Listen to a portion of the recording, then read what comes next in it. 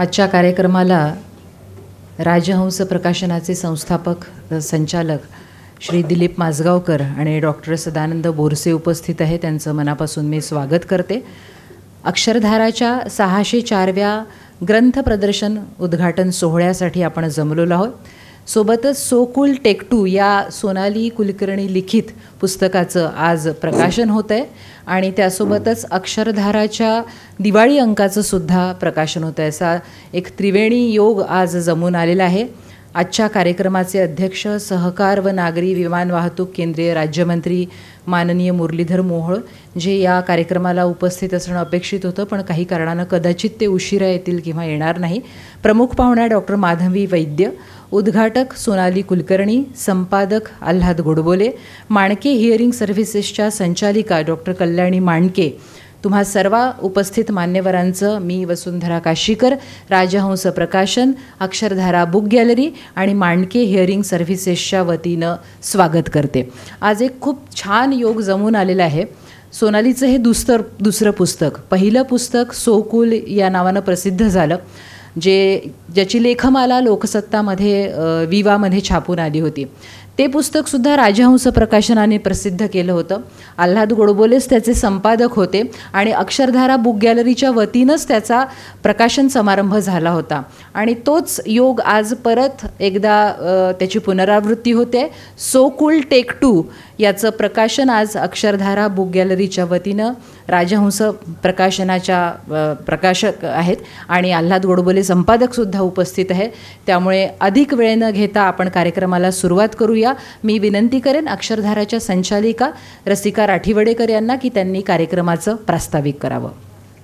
नमस्कार.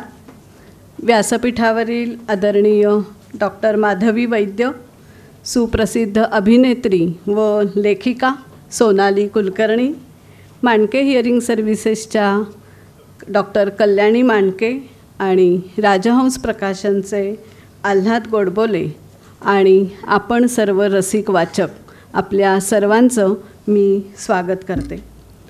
कुसुमाग्रजांच्या आशीर्वादाने सुरू झालेल्या अक्षरधाराला नुकतीच 30 वर्ष पूर्ण झाली आहेत. या 30 वर्षांमध्ये लाखो वाचकांचं प्रेम, लेखक, प्रकाशक यांचं सहकार्य आणि आशीर्वाद अक्षरधाराला मिळालेले आहेत. गेली 30 वर्ष आम्ही मराठी पुस्तकाचा प्रचार आणि प्रसार पूर्ण महाराष्ट्र, गोवा आणि कर्नाटक या 3ही राज्यांमध्ये करत आहोत आणि यापुढेही तो करत राहू. नुकताच अनेक वर्षांच्या अथक प्रयत्नानंतर मराठीला अभिजात भाषेचा दर्जा मिळालेला आहे आणि बोलणाऱ्या, वाचणाऱ्या, लिहिणाऱ्या, ऐकणाऱ्या आणि पाहणाऱ्या अशा सर्वांसाठी ही अत्यंत आनंदाची आणि अभिमानाची गोष्ट आहे. या निमित्ताने आपल्याला झालेला आनंद आपल्या मनातला मराठी भाषेचा अभिमान जागता ठेवेल आणि आपल्या सकस वाचनातून हा अभिमान उंचावत राहील असा मला विश्वास वाटतो. अभिजात मराठीचा हा आनंदोत्सव हा मराठी वाचकांचा, वाचन प्रेमाचा आणि रसिकतेचा संस्मरणीय उत्सव ठरावा या हेतूने आम्ही हे प्रदर्शन मराठी भाषेला समर्पित करीत आहोत. अक्षरधाराचं हे यंदाचं 604 क्रमांकाचं ग्रंथ प्रदर्शन अक्षरधारा बुक गॅलरी येथे आजपासून 24 नोव्हेंबरपर्यंत सकाळी 10 ते रात्री 9 या वेळेमध्ये खुलं राहणार आहे आणि या सर्वांचा तुम्ही अवश्य लाभ घ्यावा. धन्यवाद. महाराष्ट्राच्या घराघरामध्ये पुस्तकं पोहोचवण्याचं काम आणि वाचन संस्कृती जोपासण्याचं काम अक्षरधाराने केलेलं आहे. कुठलीही संस्था जी उभी राहते ती अनेकांच्या सहकार्यातून उभी राहते, प्रोत्साहनातून आणि पाठिंब्यातून उभी राहते. अक्षरधाराच्या मागेसुद्धा माणके हिअरिंग सर्व्हिसेस गेल्या अनेक वर्षांपासून उभे आहेत. त्यांचं सहकार्य आणि पाठिंबा अक्षरधाराला आहे. माणके हिअरिंग सर्व्हिसेसच्या संचालिका कल्याणी माणके यांना मी विनंती करेन की त्यांनी त्यांचं मनोगत व्यक्त करावं. मंचावरल्या सर्व मान्यवर, राजहंस परिवार, अक्षरधाराचा परिवार आणि सर्व श्रोते सर्वांचं स्वागत आहे. आजपर्यंत आपण दीपोत्सव दीपोत्सवामध्ये शब्दोत्सव साजरा करत होतो. यावेळा आनंदोत्सव होते. त्याचं रूपांतर किती चांगल्या प्रकारे घडतं आहे आणि त्याला कारण आहे की आपल्या मायबोलीला अभिजात भाषेचा दर्जा मिळाला. हे फार छान गोष्ट आहे. पण मी जेव्हा ह्याचा विचार करत होते की आपल्याला माहिती आहे दक्षिणेकडच्या सगळ्या भाषांना एवढ्या मिळालेलं आहे आणि आपल्याकडे कोणी लक्ष देत नाही. पण सध्याच्या काळामध्ये मुद्दा सांगणं, पटवून देणं, आचरणात आणणं ही किती अवघड गोष्ट झाली आहे लक्षात यायला लागले. आणि रोज आपल्याला ते जाणवतं आहे की महत्त्वाचं काय ह्याच्याकडे म्हणजे पोचतच नाही आहोत आपण. आणि त्यावेळेला मला खरोखर असं वाटलं की माननीय रांगनाथ पठारे आणि त्यांच्या टीमला आपण खरं अभिवादन केलं पाहिजे. कारण त्यांनी 8 वर्षापूर्वी एक अहवाल तयार केला 500 पानांचा, ज्याला मराठीची ही काय, त्याचा इतिहास काय आहे, कशाप्रकारे हे घडतं आहे, ही वाहती भाषा आहे वगैरे वगैरे जे तांत्रिक मुद्दे आहेत हे सगळे मांडलेले होते. त्याच्याकडे नुसतं बघायलासुद्धा 8 वर्ष लागावीत. म्हणजे याच्यासारखी वाईट स्थिती नाही आहे काही. पण ठीक आहे, आजपासून पुढे. पण त्याहीपेक्षा मला असं वाटलं हो दर्जा मिळाला, आता पुढे काय. आणि खरं तर बघायला गेलं ना तर पुढे खरं आपली जबाबदारी आहे. आणि ही जबाबदारी किंवा ही अभिजात म्हणजे दर्जा किंवा ही भाषा यातलं काहीही नव्हतं. त्यावेळेला राठिवडेकर पतीपत्नींनी फिरतं प्रदर्शन करून घराघरात वाचन संस्कृती पोचावी म्हणून अख्खा महाराष्ट्र पिंजून काढलेला होता. मला ह्याचं जास्त कौतुक वाटतं की काय त्यांना देणं होतं की अशा प्रकारचे कार्यक्रम करायचे. एक दुकान थाटलं असतं, झालं असतं. पण त्या एका विचाराने, त्या विश्वासाने ते काम करत राहिले की नाही ह्याच प्रकारे आपल्याला लोकांपर्यंत पोचायचं आहे. कदाचित हाच भाव आम्हाला म्हणजे डॉक्टर मांडके मला आवडला. आणि ही वाचन संस्कृतीला आपण एक चमचाभर का होईना काहीतरी मदत किंवा योगदान करावं म्हणून आम्ही 28 वर्ष आज त्यांच्याबरोबर आहोत. आणि त्याचं एक समाधान आहे. त्याच्यामध्ये काही फार मोठी गोष्ट आहे असं नाही, कारण आम्हाला माहिती आहे की खरोखर हे चमचाभर योगदान आहे. पण तरीही लोकांपर्यंत पोचण्याकरता काहीतरी प्रयत्न करणं ही फार महत्त्वाची गोष्ट आहे. पण आता ह्याच्या पुढे ही वाहती भाषा कशी समृद्ध होईल, ही कानावर कशी पडेल आणि ह्याच्याकरता तुमची माझी जबाबदारी केवढी मोठी आहे. म्हणजे मी असा विचार करत होते तर आता ह्याच्या पुढे काय होईल. तर एक सिंहासन तयार होईल, काही पदं तयार होतील, मग त्याची रस्सीखेच सुरू होईल, मग ते ह्यांना द्यायचं त्यांना द्यायचं, या प्रकारे त्याच्यामध्ये विचार सुरू होईल. आपण कोण आहोत. आपण सतरंजा गोळा करणारे कार्यकर्ते आहोत. आणि मग आपण हेच काम करूया. आपण ह्याच पद्धतीने लोकांपर्यंत जाऊया, याच पद्धतीने आपली भाषा वाढेल, समृद्ध होईल, याच्याकरता प्रयत्न करूया.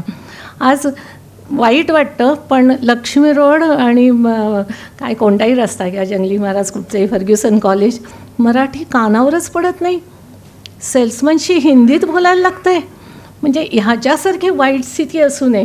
त्याला अर्थात सामाजिक कारणं वेगळी आहेत, ते विक्रेते कोण आहेत, मग आपली माणसं कुठे आहेत वगैरे वगैरे बऱ्याच गोष्टी आहेत. पण तरीही कानावर भाषा पडलीच पाहिजे, ती बोलली गेलीच पाहिजे. आणि ती बोलली तरच ती समृद्ध होणार आहे, तरच भाषा म्हणजे शास्त्रीय आधारसुद्धा, शास्त्रीय परिभाषासुद्धा तयार व्हायला पाहिजे मराठीमध्ये. त्याही दृष्टीने खूप काम करणं आवश्यक आहे. आणि ह्याच्यात सगळ्यात वाईट वाटतं की आपण सगळे असे स्टेजवरती मराठीचा जय जयकार करतो, पण हाच साहित्यिक वर्ग, हेच कलाकार, हेच पॉलिटिशियन्स, हे पॉलिसी मेकर यांची सगळ्यांची मुलं इंग्रजी माध्यमात शिकतात. हे चित्र कधीतरी बदलायला हवं आहे. हे फक्त तुम्ही करा आणि आम्हाला सांगू नका, हे नाही चालणार आहे. आणि हे इंग्रजाला पण एवढं वाढलं आहे ना की आता इंग्लिश शब्द आणि हे मराठी ही जी इंग्लिश काय ज्या वेगवेगळ्या भाषा आहेत याचा पण विचार करायला पाहिजे. मला नेहमी प्रश्न पडतो, कलाकार विशेषतः म्हणजे रंगभूमीचे असतील किंवा TV सिरियल किंवा कुठच्याही ह्याच्यातले आपण धरूया, या कलाकारांच्या जेव्हा मुलाखती ऐकतो ना ते किती इंग्रजी बोलतात, किती इंग्लिश भाषा वापरतात. आणि ती का गरज आहे त्यांना. म्हणजे हे तर मराठी करता काम करतायत. आणि तरी मला सोनालीजी तुम्हाला सांगायचं आहे, तुमच्या सोकुल टेक 3 जर झाला तर ह्याच्यात ह्या मुद्द्यावर चर्चा करा की आपण किती इंग्लिशमध्ये वापरायचं. एनिवे, तर हा वेगळा मुद्दा आहे. पण स्ट्रीट स्मार्ट होणं म्हणजे इंग्लिश नाही आहे. येस येस किंवा I know what you mean, yes I know, ह्यातनं कोणताच विचार पुढे जात नाही. आणि ही जे पण लोक इंग्लिश असे काही वाक्प्रचार आणि भाषा आणि हे वापरतात ना, तेव्हा त्याच्यातनं मतितार्थही काही निघत नसतो. त्यामुळे मग हे कशा करता, म्हणजे इंग्रजी भाषेचंही सौंदर्य तिथे नाही आहे, मराठीचंही सौंदर्य नाही आहे. त्यामुळे आपल्याला खूप काम करायचं आहे आणि हे काम आपण करू शकू. आणि मग हे कशाप्रकारे करायचं आहे, साधा एक नियम आपण लक्षात घेऊया. या दिवाळीच्या उत्सवामध्ये एक पुस्तक तुम्ही स्वतः करता घ्या, एक प्रियजनांकरता घ्या आणि ही वाचन संस्कृती वाढण्याकरता आपण दोन्ही हातांनी मदत करूया. या राठिवडेकरांच्या या शब्दोत्सवाला मनापासून दाद देताना आपण त्यांना सहकार्य पण करूया. तुम्हाला सगळ्यांना दीपावलीच्या शुभेच्छा. धन्यवाद. कल्याणी ते तुम्ही बोलत असताना काही व्यक्तिगत गोष्टी आठवल्या. मी मूळची अमरावतीची आणि अमरावती शहरामध्ये त्यावेळेला एवढे पुस्तकं उपलब्ध नसायचे आणि 1998-95ची ही गोष्ट असेल. ढवळे ग्रंथ यात्रा बंद पडल्यानंतर पुढे काय असा प्रश्न सगळ्यांना निर्माण झाला होता आणि त्याचं उत्तर रमेश राठीवडेकर आणि रसिका राठीवडेकर यांनी दिलं. अमरावती असेल, अकोला असेल, विदर्भातले किंवा मराठवाड्यातले शहरं असतील की जिथे पुस्तकं लवकर पोहोचायचे नाही, तिथे ग्रंथ प्रदर्शन भरून मला अजूनही एक प्रसंग आठवतो आणि या निमित्ताने जरूर सांगावासा वाटतो. मी कॉलेजमध्ये शिकत होते, पैसे अर्थातच कमी असायचे. मग कुठे वादविवाद वक्तृत्व स्पर्धांमधून मिळालेले पैसे साठवून ठेवायचे आणि मग अक्षरधाराचं ग्रंथ प्रदर्शन लागलं की पुस्तक खरेदी करायला जायचं. मी आणि माझा भाऊ त्या मर्यादित पैशांमध्ये अरे हे पुस्तकं घ्यायचे आहे. मग आज गेलं, हे 2 पुस्तकं घेतले. यांची टीम खूप डेडिकेटेड आहे. यांनी हेरलं की हे मुलं येतात, त्यांना पुस्तकं घ्यायची इच्छा आहे आणि पैशांची अडचण दिसते. मग 5-7 दिवसांनी त्यांनी म्हटलं की असं कुठलं पुस्तक आहे की तुम्हाला घ्यायचं होतं पण तुम्ही घेतलं नाही किंवा अजून राहिलं आहे. मग भावाने सहज सांगितलं आणि लगेच आम्ही त्या प्रदर्शनातून त्या दिवशी निघण्यापूर्वी सर्वोत्तम वाचक म्हणून ते पुस्तक आम्हा दोघा बहिणी भावांना. म्हणजे केवळ व्यवसाय नाही, मला सांगायचा मुद्दा हा आहे की या दाम्पत्याने केवळ व्यवसाय म्हणून बघितलेलं नाही आहे, तर खरोखर वेगवेगळे उपक्रम, मोबाईल व्हॅनचा उपक्रम असेल की खेडोपाडी, म्हणजे ही तर शहराची गोष्ट झाली, पण अकोट असेल यासारख्या गावांमध्ये ती मोबाईल व्हॅन घेऊन जाणं किंवा सर्वोत्तम वाचणारं कुटुंब, अशा वेगवेगळ्या योजना त्यांनी काढल्या आणि खरोखर वाचन संस्कृती रुजवण्याचं काम त्यांनी केलं. आणि माणके ताई ज्या बोलल्या की अशा कामाला सहकार्य हवं असतं. कुठल्याही भावना, मग ती करुणा असेल, ते प्रेम असेल किंवा समाज परिवर्तन असेल, ती फक्त बोलून उपयोगाची नाही. जोवर ती कृतीत येत नाही तोवर त्याला काही महत्त्व नसतं. तुमच्यासारखे उद्योजक किंवा लोक जेव्हा या संस्थांच्या पाठीशी उभे राहतात तेव्हा त्या खऱ्या अर्थाने पुढे जातात. यानंतर आपण मान्यवरांच्या स्वागताचा कार्यक्रम घेणार आहोत. मी विनंती करेन रसिका राठीवडेकर यांना त्यांनी सोनाली कुलकर्णी यांचं स्वागत करावं. 08.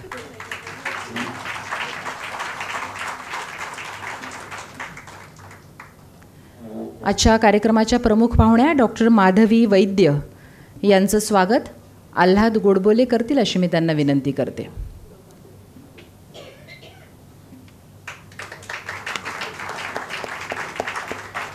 आणि कल्याणी माणके यांचंही स्वागत आल्हाद गोडबोले करतील अशी मी त्यांना विनंती करते. कार्यक्रमाचं वैशिष्ट्य जर तुम्ही बघितलं असेल तर बुकेला आपण बुके दिलेला नाही आहे, फुलंसुद्धा वाया जातात. ग्रंथभेट देऊनच आपण स्वागत केलेलं आहे.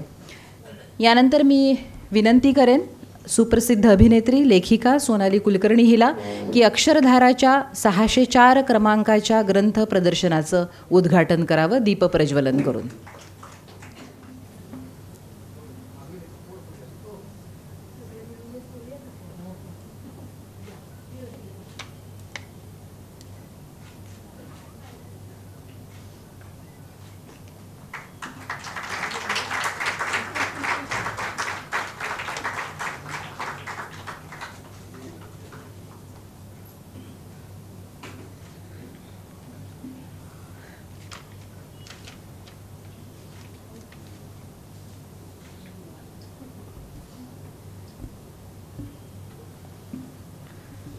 अक्षरधाराच्या 604व्या ग्रंथ प्रदर्शनाचं उद्घाटन झाल्याचं घोषित करते आणि यानंतर लेखिका सोनाली कुलकर्णी लिखित सो कूल टेक 2 पुस्तकाचं प्रकाशन मान्यवरांनी करावं अशी मी त्यांना विनंती करते.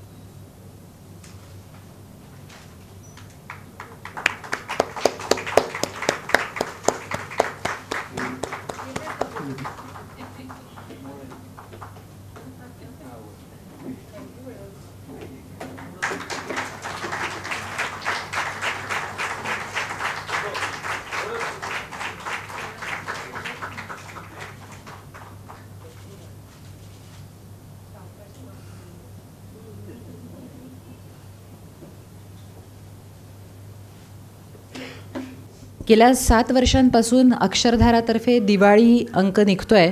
या दिवाळी अंकाचं प्रकाशन सोनाली कुलकर्णी हिनं करावं अशी मी तिला विनंती करते.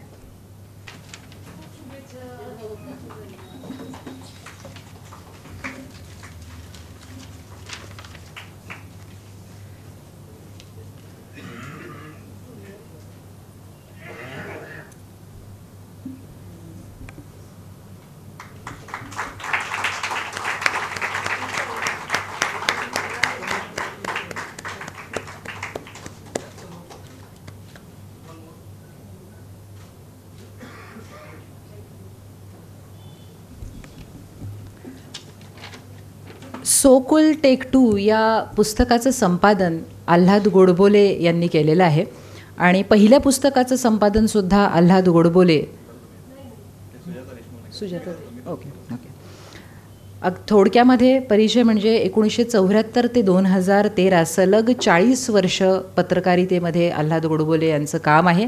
केसरीमध्ये सहसंपादक, महाराष्ट्र टाइम्समध्ये फीचर एडिटर, लोकसत्तामध्ये निवासी संपादक आणि प्रहारमध्ये मुख्य संपादक म्हणून पत्रकारितेतील कामाचा त्यांचा समृद्ध अनुभव आहे. आणि आता मुक्त पत्रकार आणि आवडीच्या विषयांवरील संपादन ते करतात. त्यामध्ये राजहंस प्रकाशन आणि ग्रंथाली प्रकाशनाची पुस्तकं प्रामुख्याने त्यांनी संपादित केलेली आहे. आणि या व्यतिरिक्त ट्रेकिंग आणि भटकंती हे त्यांचे छंद आहेत. मी आल्हाद दादांना विनंती करते त्यांनी या पुस्तकाबद्दलचं संपादक म्हणून त्यांचं मनोगत व्यक्त करावं. माधवीताई, सोनाली, कल्याणीताई, रसिकाताई आणि या चौघांच्या बरोबर वेगळा असलेला मी आल्हाद गोडबोले आपण सर्वांच्या वतीनं मी आपलं सर्वांचं स्वागत करतो. वास्तविक पत्रकारानं लेखणी चालवावी, त्यानं खरं भाषणाच्या फंदात पडू नये असं मांडणारे तळवलकर, श्रीपू भागवत, श्रीगम आगा यांचा मी शिष्य. पण तरीसुद्धा आज मला इथं उभं केलं ते दिगम आगांनीच केलं. स्वतः लेखणी आणि वाणी या दोन्हींचा उत्तम मेळ घालणारे दिगम माजगावकर यांचा शब्द अव्हेर करणं हे अशक्य असतं, हे मी 35 वर्षाच्या त्यांच्या सहवासातून नक्की सांगू शकतो. त्यामुळे मी इथं उभा राहिलो आहे. परंतु माझा काही चूकबुक झाली तर मला माफ करा. मला जेवढं शक्य होईल तेवढं मी बोलणार आहे. या कार्यक्रम पत्रिकेत जेव्हा उल्लेख होता राजहंस प्रकाश संपादक राजहंस प्रकाशन, त्यामुळं अनेकांचा असा गैरसमज झाला असेल की मी राजहंसचा पहिल्यापासूनचा संपादक आहे असं. म्हणजे जसं आत्ता हिने उल्लेख केला वसूनसुद्धा की पहिल्या पुस्तकाचाही मी संपादक होतो. तर पहिल्या पुस्तकाचा मी संपादक नव्हतो. पत्रकारितेतल्या 40 वर्षामध्ये मी केसरी, महाराष्ट्र टाइम्स, लोकसत्ता किंवा प्रहार या ठिकाणी असताना संपादक म्हणून मी प्रत्यक्ष कुठेही माझं नाव येऊ देत नव्हतं. माजगावकरांच्या बरोबर सहवासात मी अनेक पुस्तकांचं प्रकाशन आपलं संपादन केलेलं आहे, नाही असं नाही. परंतु आता मुक्त पत्रकार झाल्यानंतर मात्र संपादक म्हणून माझं नाव त्या ठिकाणी यायला लागलं आणि त्या नात्यानंच मी इथं सोकुलचा संपादक म्हणून मी या ठिकाणी आपल्यासमोर उभा आलो आहे. त्यामुळं हा थोडासा खुलासा करावा असं मला वाटलं. त्या अर्थाने मी राजहंस प्रकाशनचा संपादक नाही आहे. तो मान खरं तर डॉक्टर सदानंद बोरसे, विनायक हडपेकर यांचा आहे. इथं मी फक्त सोकुलच्या टेक 2चा संपादक या नात्यानं उभा आहे. या पुस्तकाच्या मलपृष्ठावर असं म्हटलं की सोनाली ही एक गुणी अभिनेत्री आहे. सोनाली उघड्या डोळ्यांनी जग पाहताना माणसं वाचते, त्यांना शब्दातून त्यांची व्यक्तिचित्र रेखाटते, तिची अक्षरं वाचकांशी बोलतात आणि अक्षरांना तिच्या लेन्सही असते आणि वाचाही असते. सोनाली ही एक विलक्षण मैत्रीण आहे म्हणजे माझी, खरं सांगायचं तर. त्यामुळं मी तिला जेव्हा पाहत होतो म्हणजे ती अगदी सुरुवातीला मी जेव्हा केसरीत असताना माझ्या आठवणीप्रमाणे तिची एक कविता वाचनात आली होती आणि नंतर ती फर्ग्युसनला माधवी त्यांची विद्यार्थिनी होती. तेव्हापासून तिला मी पाहत आलो आहे आणि तिथलं लिखाण तिचं वाचत आलेलं आहे. त्याच्यानंतरचा तिचा प्रवास आहे हा अभिनेत्रीचा म्हणून मुख्यतः आहे. तिचा पहिला चित्रपट चेलुई हा प्रसिद्ध कन्नड लेखक, साहित्यिक, दिग्दर्शक, अभिनेते सर्व म्हणजे काय ज्यांना मी मॅन ऑफ द मॅचसारखे सर्व क्षेत्रातले दिग्गज असावेत ते गिरीश कर्नाड यांची चेलुईमधला कन्नड ह्याच्यामधला तिचा तो पहिला प्रवेश. त्याच्यानंतर मराठी आणि हिंदीप्रमाणेच तिनं इंग्लिश, तमिळ, गुजराती इटालियन अशा अनेक भाषांमधल्या चित्रपटात काम केलं आहे, त्यामुळे त्या अर्थानं ती बहुभाषक अशी अभिनेत्री आहे.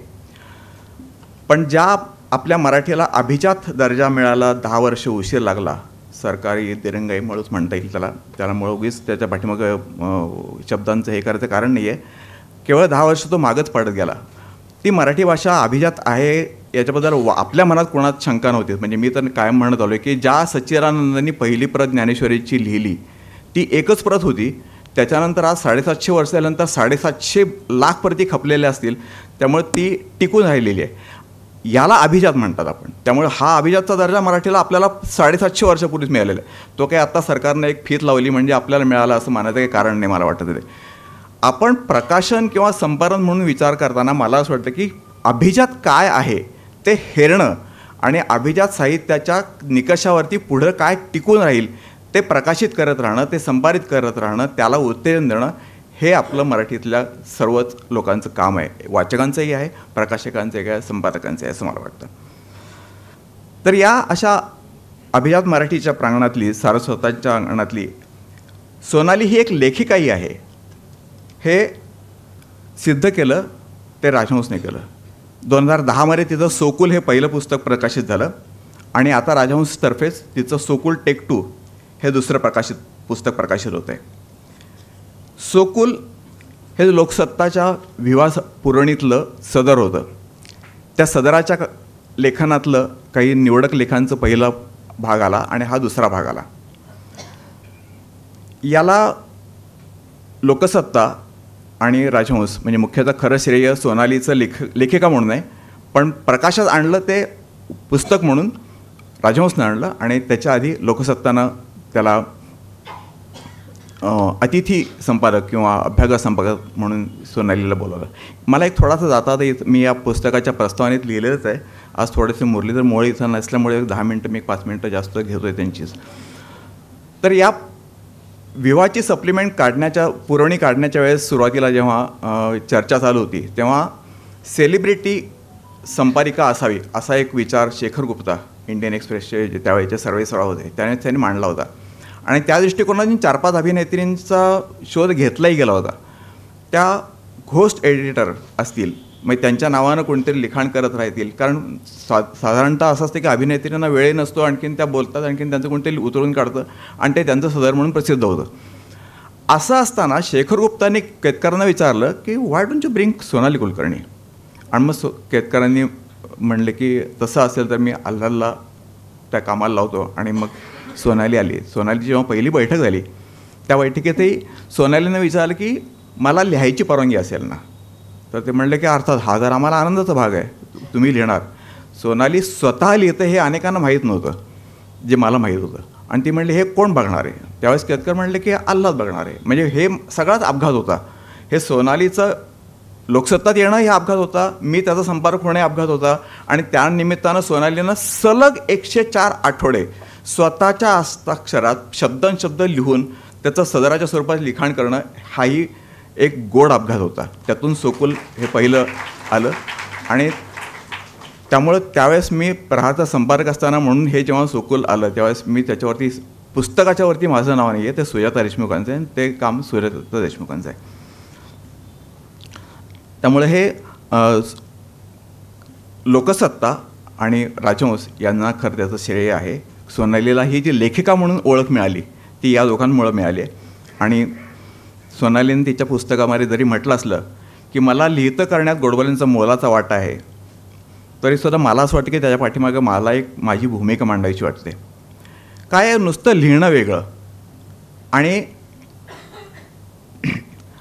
अभिजात मराठीत कालोखात टिकून राहील असं लिहिणं वेगळं. म्हणजे मी स्वतः पत्रकार आहे. 1974 साली मीही पत्रकारितेत लिहायला सुरुवात केली. तेव्हापासून आज सगळ्यात मला वाटत नाही मी एकही दिवस किंवा एक आठवडा माझा असं गेला असेल की मी काही लिहिलंच नाही आहे. पण हे सगळं लिखाण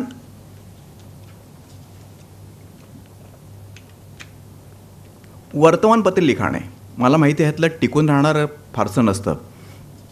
त्यामुळं ते साहित्य होत नाही पत्रकारितेतलं लिखाण. ते पांढऱ्यावर काळं करणं असतं. मुद्दा हा की पत्रकार वेगळा, लेखक वेगळा आणि संपादक वेगळा या 3 वेगवेगळ्या भूमिका आहेत. सोनालीची लेखिका ही भूमिका राजहंसने सिद्ध केली. त्या प्रवासात संपादक म्हणून मी त्याला साथ दिली. तरीही लेखिकेला घडवण्याचं वगैरे श्रेय आपण घ्यावं असं मला वाटत नाही. मी तसं मानतही नाही. मला असं वाटतं की खरं म्हणजे प्रत्येक माणसाचं आयुष्य हा एका कादंबरीचा विषय असतो, दस्तावेज असतो. म्हणजे समजा इथं आत्ता मुरलीधर मोहोळ असते तर मी त्यांना म्हणालो असतो की PV नरसिंहराव हे पंतप्रधान होते, पण ते 14 भाषा जाणणारे चांगले साहित्यिक होते. त्यामुळे त्यांनी स्वतः खंडात्मक स्वतःची आत्मचरित्रात्मक कादंबरी लिहिली.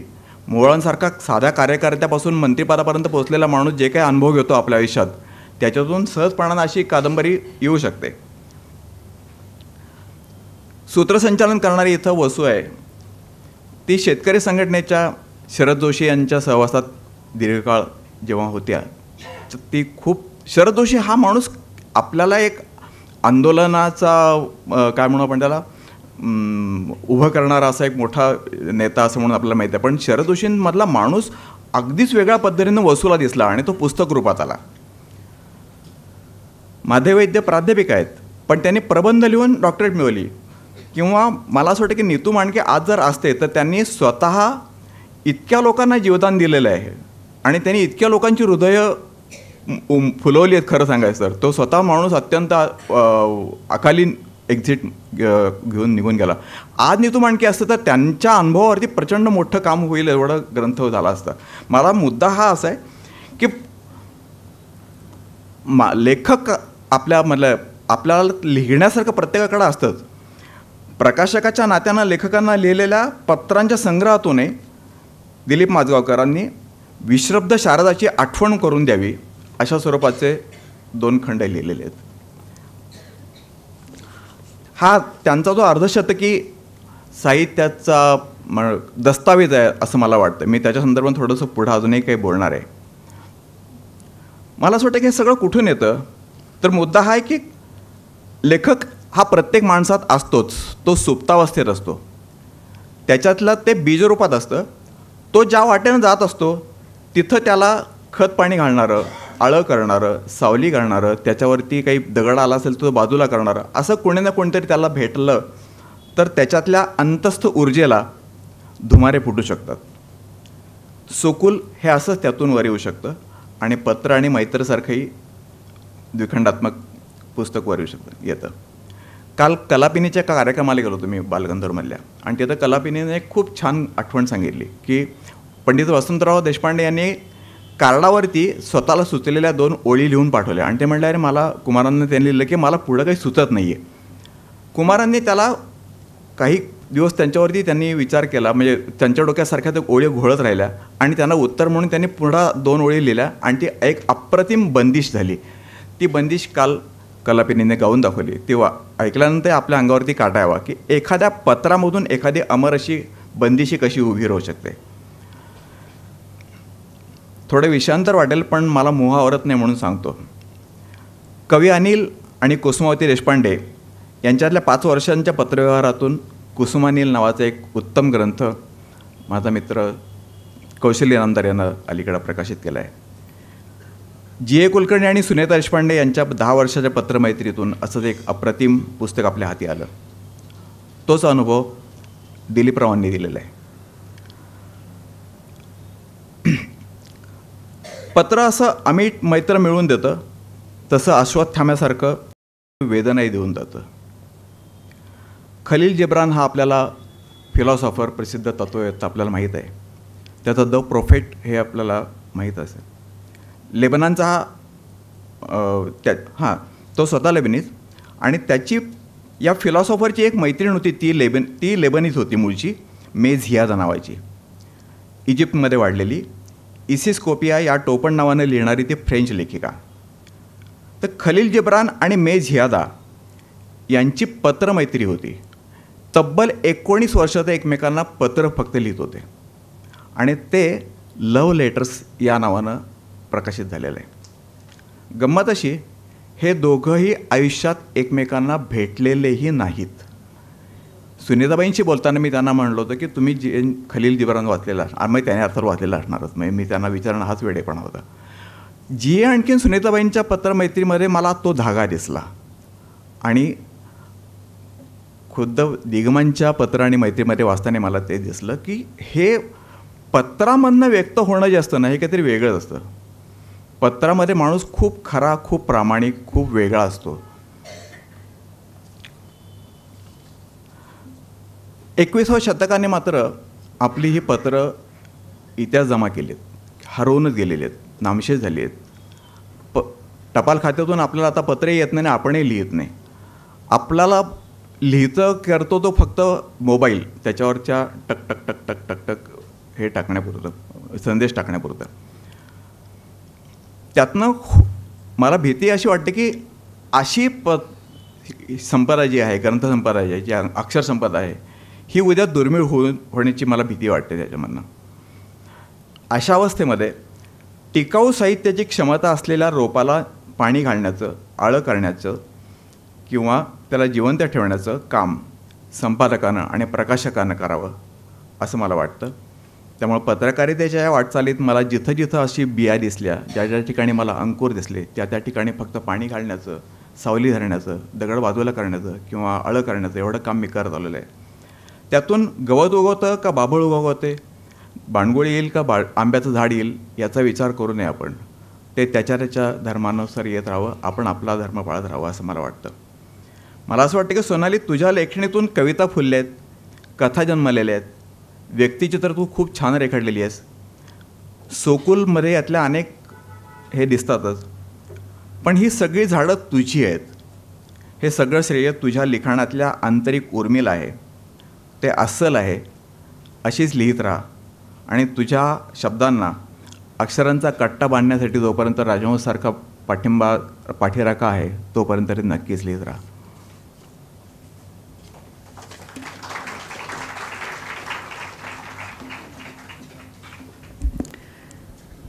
धन्यवाद. सोनालीची मैत्रीण आणि या कार्यक्रमाची निवेदक म्हणून आज इथे उभी आहे, पण त्या पलीकडे सोनालीच्या पुस्तकाची वाचक म्हणून मला 1-2 गोष्टी सांगण्याचा मोह आवरत नाही आणि मला असं वाटतं की मी ते बोललं पाहिजे.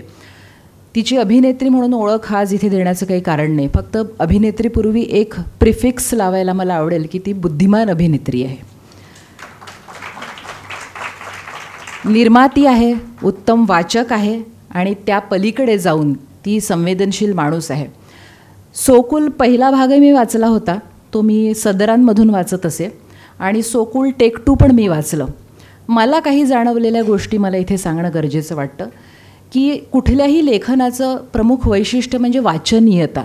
कितीही मोठं लेखन आहे पण ते जर वाचकांपर्यंत, त्याच्या हृदयापर्यंत पोहोचत नसेल, प्रभावी नसेल, ओघवतं नसेल, प्रवाही नसेल तर त्याला उपयोग राहत नाही.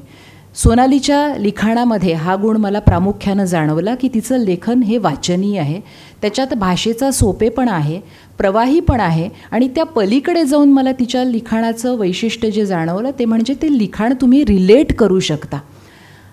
काल परवाच मी सोकुल टेक 2 मधल्या 2 लेख वाचले. त्यातला एक लेख शिरा, आणि मला वाटतं मीच नाही, हाऊसवाईफपासून ते प्राईम मिनिस्टरपर्यंत कुठलीही महिला तो लेख रिलेट करू शकेल.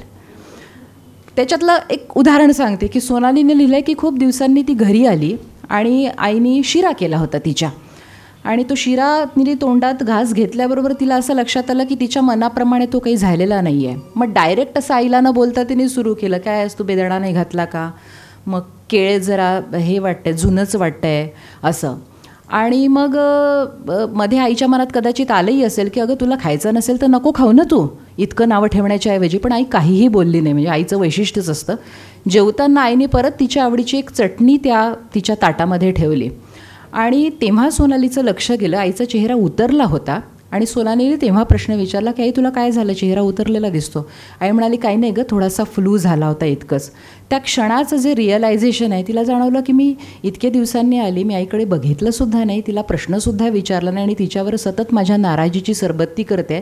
5 स्टार हॉटेलमधला शेफसुद्धा पैसे घेऊन हे ऐकणार नाही नाराजी. आपण आपल्या जवळच्या प्रेमाच्या माणसांना किती गृहीत धरतो आणि तिने सांगितलंसुद्धा नाही. हे जे रिअलायझेशन, हे रिलेट होणं जे आहे ते मला वाटतं प्रत्येक स्त्री करेल, ती माहेरी गेल्यावर अशीच वागते. आणि त्याच्यासोबत म्हणजे सोनाली ही स्वतः आरशात पाहण्याचं धैर्य ठेवते आणि तुम्हालासुद्धा आरसा दाखवते. दुसऱ्या एका कथेचा म्हणजे लेखाचा उल्लेख करून मग मी सोनालीला आमंत्रित करीन. दनाई हे खार बांद्र्याला असणारं पुस्तकाचं सुंदर अप्रतिम दुकान आणि इंग्लिश पुस्तकं तिथे जास्त मिळतात. सोनालीचा नवरा नचिकेत तिथे नेहमी पुस्तकांची खरेदी करतो आणि सोनालीसुद्धा. सोनाली आज सकाळीच मी 11ला तो लेख वाचायला घेतला, बाकी झालं तो तेवढाच एक राहिला होता. तर सोनालीने जे वर्णन केलेलं आहे की ते पुस्तकांचं दुकान बंद पडणार ही बातमी आली आणि तिला खरं वाटे ना की या पुस्तकांच्या दुकानामुळे या रस्त्याला शोभा आहे. तिने दिलासा आहे हा शब्द वापरला आहे की ते पुस्तक त्या रस्त्यावर एक दिलासा होतं आणि ते बंद पडणार. ती तिथे गेली आणि ते कामगार, त्याचाही काही दोष नाही देता येणार, ते त्या खोक्यामध्ये आपण ज्या निर्जीवपणे भांडी भरतो किंवा कपडे भरतो तशा पद्धतीने बदा बदा बदा पुस्तकं भरत होते. तिच्या संवेदनशील मनाची कालवाकालव झाली की या पद्धतीने पुस्तकं भरल्या जातात. तिने विचारलं खरंच बंद पडणार आहे का हे दुकान? ते म्हणाले हो. मग शेवटचा जो खोका होता त्याला तिने हात लावला आणि तिचा आवंढा, आणि तू लिहिलं आहेस की मला आवंढा मी गिळला, आणि हे वाचताना खरंच सकाळी मी सुद्धा आवंढा गिळला. आणि शेवटचं वाक्य हे तर इतकं अप्रतिम आहे त्या लेखातलं की काही माणसं आणि पत्ते आपल्याला हरवण्यासाठीच शोधत येतात का. मी अधिक वेळ न घेता विनंती करेन की सोनालीनी आपलं मनोगत व्यक्त करावं.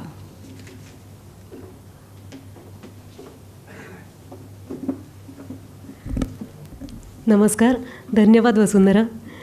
इथे मंचावर उपस्थित माझे स्नेही संपादक आल्हाद गोडबोले, रसिका कल्याणीताई, नव्यानेच आपली ओळख होते आहे, आणि माझ्या अत्यंत प्रिय अशा वैद्य मॅडम, रसिका हो, आणि माझे अत्यंत लाडके दिग माजगावकर. तुम्हा सगळ्यांच्या उपस्थितीत आज माझ्या दुसऱ्या पुस्तकाचं वाचकार्पण होतं आहे, याचा मला खूप आनंद वाटतो आहे. अनेकदा मला असं वाटतं की मी खरंच काही स्वप्न बघितली नव्हती माझ्या आयुष्याबद्दल किंवा माझ्या करिअरबद्दल. आपल्याला चांगलं जगायचं असतं. एक दिवस, एक महिना, एक वर्ष हे आपल्याला आपण आनंदात राहण्यापेक्षा आपल्या आजूबाजूच्यांना आनंद द्यायचा असतो. या भावनेनेच आपण जगत असतो. म्हणजे त्याच्या पलीकडे काही महत्त्वाकांक्षा वगैरे नसते मनामध्ये. पण हळूहळू मोठे होत जातो तसे वेगवेगळे अनुभव येतात, वेगवेगळ्या भावना ओळखीच्या होतात. आज मला या टप्प्यावर म्हणजे ऐकताना थोडंसं फिल्मी वाटू शकेल, पण मला खरंच वाटत नाही आहे की इतकी छान वळणं माझ्या करिअरमध्ये मला घेता आली, आणि त्या सगळ्या गोष्टी ह्या येणाऱ्या संधीवर अवलंबून असतात असंही मला वाटतं. त्याकडे वळतेच, पण त्याआधी इथं जमलेल्या सर्व सुहृदांचे मी मनापासून आभार मानते. अक्षरशः एखाद्या मेसेजवर आणि एखाद्या फोनवर तुम्ही सगळेजण इथे आलेला आहात. वसुंधराला मी अनेक कार्यक्रमांमध्ये बोलताना पाहिलं आहे, अत्यंत औपचारिक निवेदनांच्या पलीकडे, की आता मी स्टेजवर ह्यांना बोलवते, त्यांना बोलवते, त्यांनी ह्यांना फुलं द्यावीत, ह्यांनी भाषण करावं, या वाक्यांच्या पलीकडे काही माणसं आपल्यापर्यंत पोचतात. त्यांची वाणी पोचते, त्यांचं भाषेवरचं प्रेम पोचतं. तर मला अतिशय आवडणाऱ्या तरुण माणसांपैकी वसुंधरा एक आहे, आणि तिने आज माझ्यासाठी वेळ काढला, याचा मला खूप आनंद झाला. अक्षरधाराचं आणि माझं नातं मला खरं वाटत नाही हे म्हणणं आता पुनरावृत्ती होईल, पण हाच प्रसंग होता माझ्या पहिल्या पुस्तकाच्या प्रकाशनाच्या वेळेला. अक्षरधारानंच कार्यक्रम आयोजित केला होता, आपणच सगळेजण होतो. त्याला 1 दशक होऊन गेलं, आणि आता पुन्हा लोकसत्ता, राजहंस आणि अक्षरधारा हा त्रिवेणी संगम माझ्या आयुष्यात पुन्हा एकदा आलेला आहे. कल्याणीताई टेक 3चा अजून विचार केला नाही, पण तुम्ही जर त्याची आयडिया आज मला दिलेली आहे तर मी वाटाघाटी सुरू करते.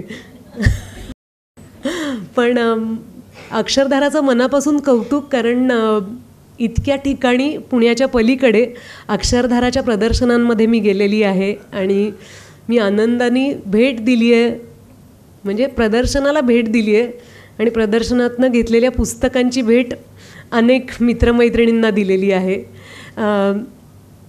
कुठलंही पुस्तक चांगल्या प्रमाणात पोचण्यासाठी माझा स्वार्थ आहे. अक्षरधारा माझ्यासोबत आहे याचा विशेष आनंद वाटतो.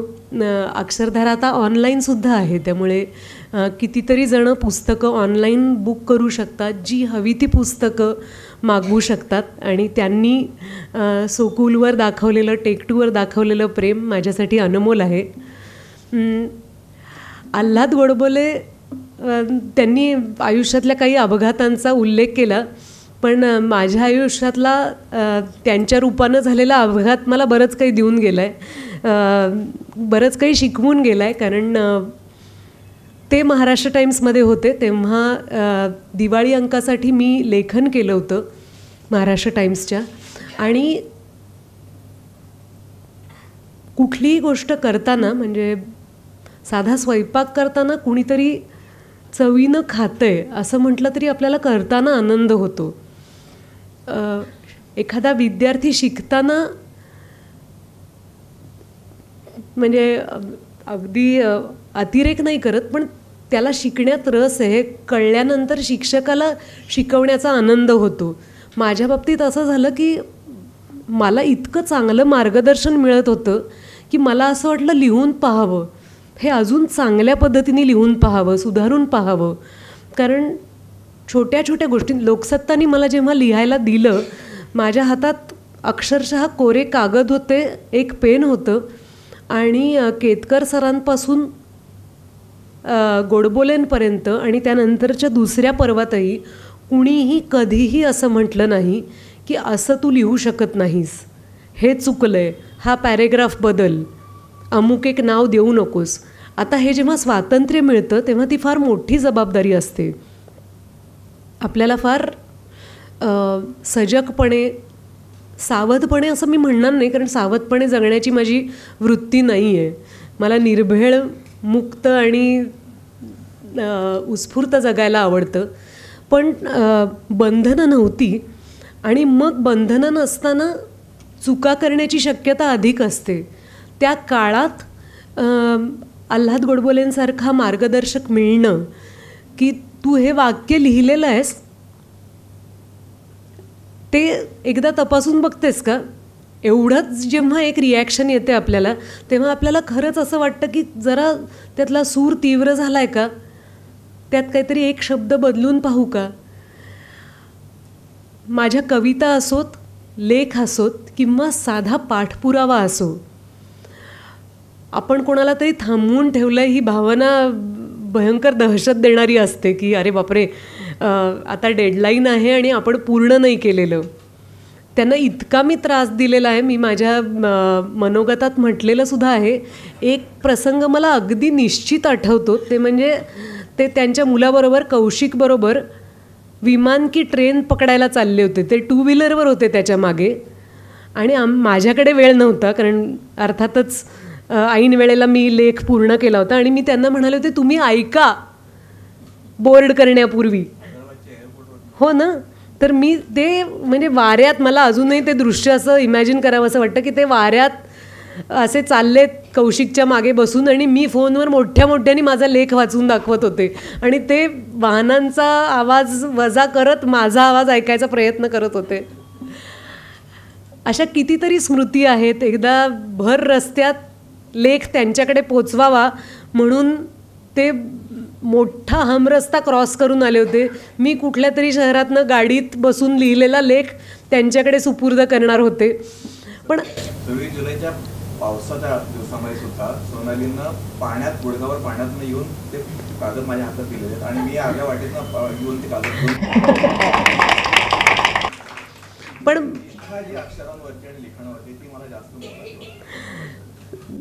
मला असं वाटतं की असं जर कुणीतरी आपल्याला, म्हणजे यात आम्ही जेव्हा अभिनय करतो कलाकार माणसं, तेव्हा एक माझ्या गुरूंनी पंडित सत्यदेव दुबेंनी शिकवलेली गोष्ट फार महत्त्वाची आहे की अनसेड लाईन्स असतात, की अलिखित संवाद असतात. तेव्हा तुम्ही काय करता तो अभिनय फार महत्त्वाचा असतो. वाक्य तर आपल्या सगळ्यांनाच पाठ करता येतात आणि समोरचा माणूस काही पण ती व्यक्तिरेखा असेल, आई, भाऊ, नवरा, प्रियकर, त्या कलाकाराच्या समोर अभिनय करताना उत्तर देताना आपले संवाद काय आहेत हे आपल्याला येतात. पण त्या संवादांच्या मध्ये अनेकदा टिंब असतात जी महेश एलकुंचवारांच्या लेखनात असतात किंवा तेंडुलकरांच्या लेखनात तर म्हणजे भरलेली असतात. तर तेव्हा तुम्ही काय करता, तेव्हा तुमच्या मनात काय विचार येतो, तो विचार कसा ट्रान्सलेट करावासा वाटतो हे आपण पाहिलं पाहिजे. तर हे याचा अवकाश देणारे मार्गदर्शक मला मिळाले लेखनाच्या विश्वामध्ये. हे माझं भाग्य आहे. तर तुम्हा सगळ्यांसमोर आभार व्यक्त करणं आणि त्यातनं पटकन पळ काढणं असा माझा स्वभाव नाही आहे. त्यामुळे ते मार्गदर्शन असू दे.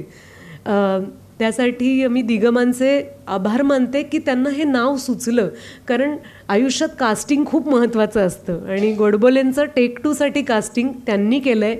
सो कूल टेक 2 हे नावही गोडबोलेंनाच सुचलेलं आहे. तर आणि आता माझ्या वैद्य मॅडम, काही माणसांनी आपली उंची वाढताना पाहिलेली असते, त्यापैकी एक वैद्य मॅडम आहेत. मी एक्झॅक्टली 11वीत होते तेव्हा स्टाफरूममध्ये मी मॅडमना भेटले होते आणि आपलं आयुष्य आत्ता बदलणार आहे हे कळण्याचे काही क्षण असतात.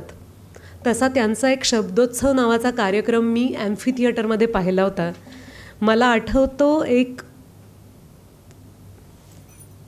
सुंदर काळोख गच्च भरलेला ॲम्फी थिएटर आणि तिथे मला आत्ता शहारे येत आहेत ही आठवण सांगतानाही, की त्या ॲम्फी थिएटरमध्ये वैद्य मॅडमनी सादर केलेला शब्दोत्सव नावाचा कार्यक्रम, कुसुमाग्रजांच्या कवितांवर आधारित तो कार्यक्रम होता आणि त्याच्या तालमींनाही मी गेले होते. त्या काही मित्रमैत्रिणी होते त्या कार्यक्रमामध्ये, त्यामुळे त्या तालमीही मी पाहिल्या होत्या. पण ॲम्फी थिएटरमधला तो जो कार्यक्रम मी पाहिला त्यानंतर मला कविता काय असते, कवीला काहीतरी सांगायचं असतं, तो शब्द कसा म्हटला गेला पाहिजे, ह्या कितीतरी गोष्टी नव्याने कळल्या होत्या. म्हणजे त्यानंतर रिप्लेसमेंट म्हणून मी कामही केलं शब्दोत्सवमध्ये, पण पहिला मी पाहिलेला कार्यक्रम जो होता तो माझ्या मनावर असा कोरला गेलेला आहे की आमचा निलेश श्रीखंडे कुठे बसला होता, वैशाली कुठे गात होती, मला काय वाटत होतं हे सुद्धा मला आठवतं आहे. मी फर्ग्युसन कॉलेजची आहे आणि मी खूप शायनिंग करून घेते जेव्हा जेव्हा मला असं म्हटलं जातं की मी वैद्य मॅडमची विद्यार्थिनी आहे. मी आहेच विद्यार्थिनी, पण फक्त मराठीची नाही आहे, मी आयुष्यात त्यांची विद्यार्थिनी आहे. कारण त्या सिनियर कॉलेजला शिकवायला होत्या फर्ग्युसन कॉलेजमध्ये आणि मी काही BAच्या पुढे मजल मारली नाही. माझं फक्त 3य वर्ष BA करूनच माझं शिक्षणाची गाडी थांबली. त्यानंतर मॅडमच्या वर्गात जायची संधी मिळाली नाही. पण विद्यार्थिनी नसताना त्यांचे जे तास मी अटेंड केलेले आहेत तेव्हा कुणीच माझी उपस्थिती विचारली नव्हती आणि गैरहजर राहण्याचाही प्रश्न नव्हता. त्यांच्या जास्तीत जास्त लेक्चर्सना जर कोणी उपस्थित असेल तर ती मी आहे.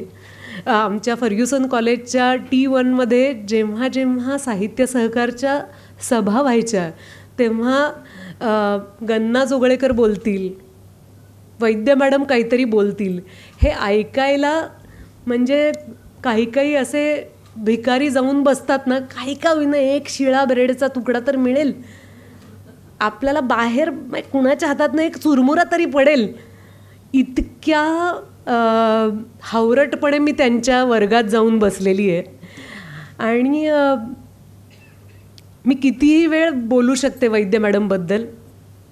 त्यांच्यामुळे मी पहिल्यांदा कॅमेऱ्याच्या समोर गेले आयुष्यात.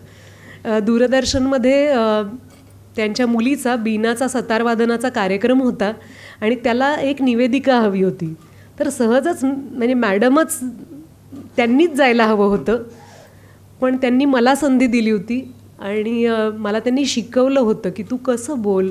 मला घाम फुटला होता त्या AC स्टुडिओमध्ये. मला काही कळत नव्हतं की असं कुठेतरीच बघून कसं बोलायचं, काही ते तंत्रच समजत नव्हतं मला.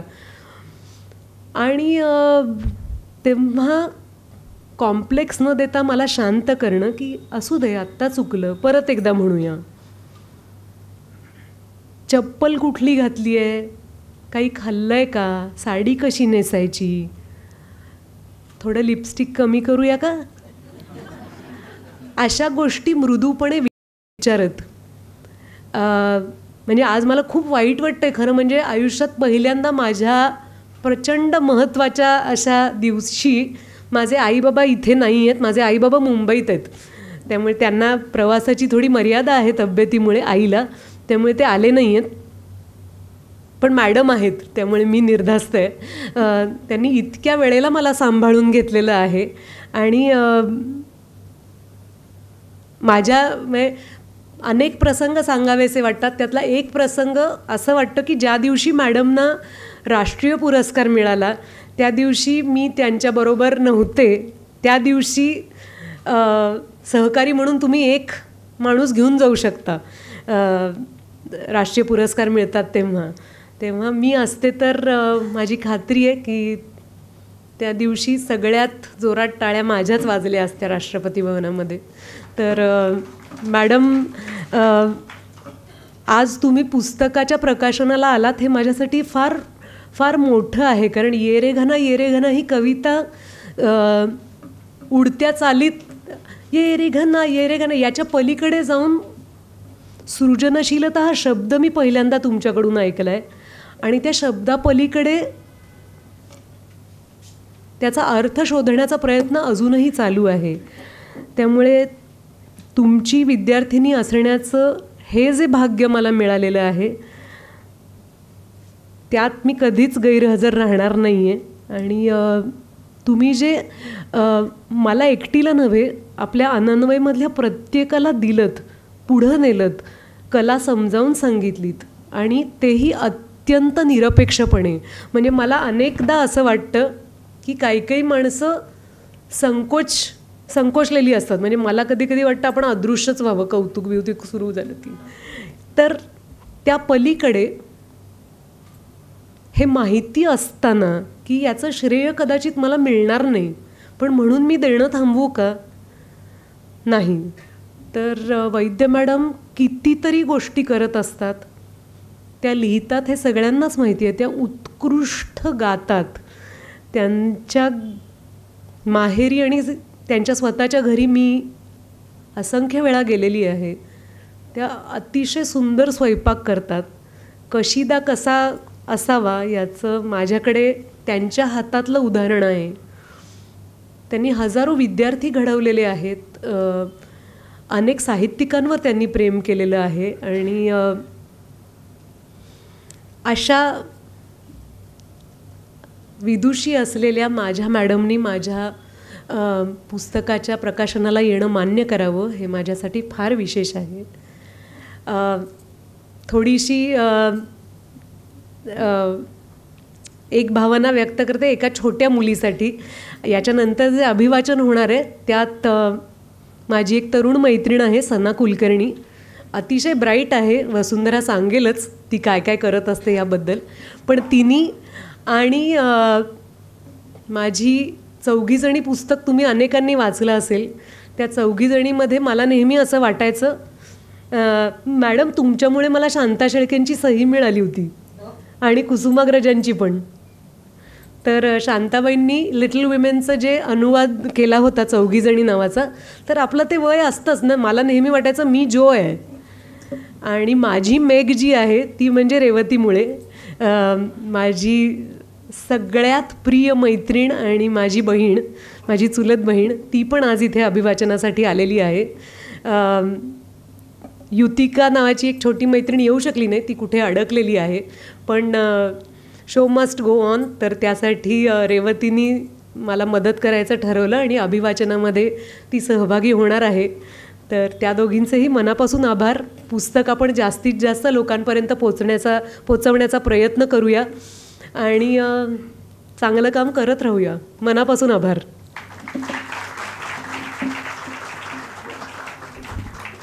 धन्यवाद सोनाली.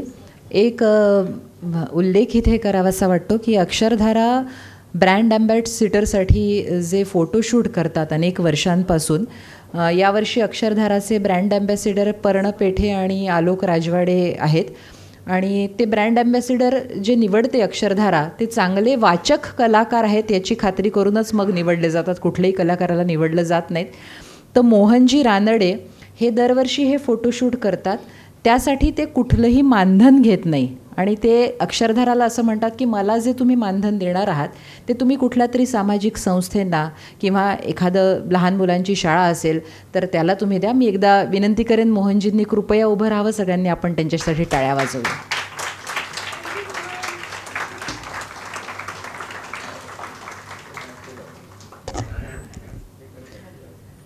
डॉक्टर माधवी वैद्य आजच्या प्रमुख पाहुण्या आणि ज्यांच्या हस्ते या पुस्तकाचं प्रकाशन झालं. सोनाली खूप भरभरून बोललेली आहे, कृतज्ञतेनं बोलली आहे त्यांच्याबद्दल.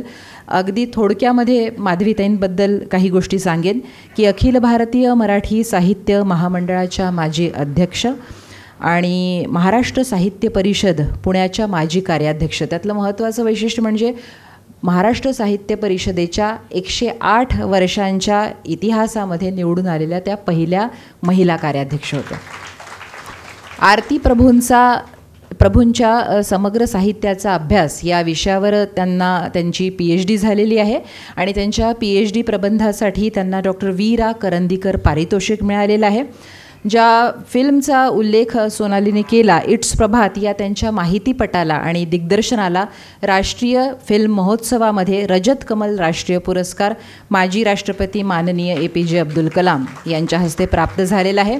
गाण्याचा उल्लेख त्यांच्या सोनालीच्या बोलण्यामध्ये आलाच, पण या व्यतिरिक्त त्यांचा एक वेगळा फॅसेट म्हणजे त्या फ्लावर रेमेडीच्या सुद्धा अभ्यासक आहे आणि होमिओपॅथीच्या त्या प्रॅक्टिस करतात.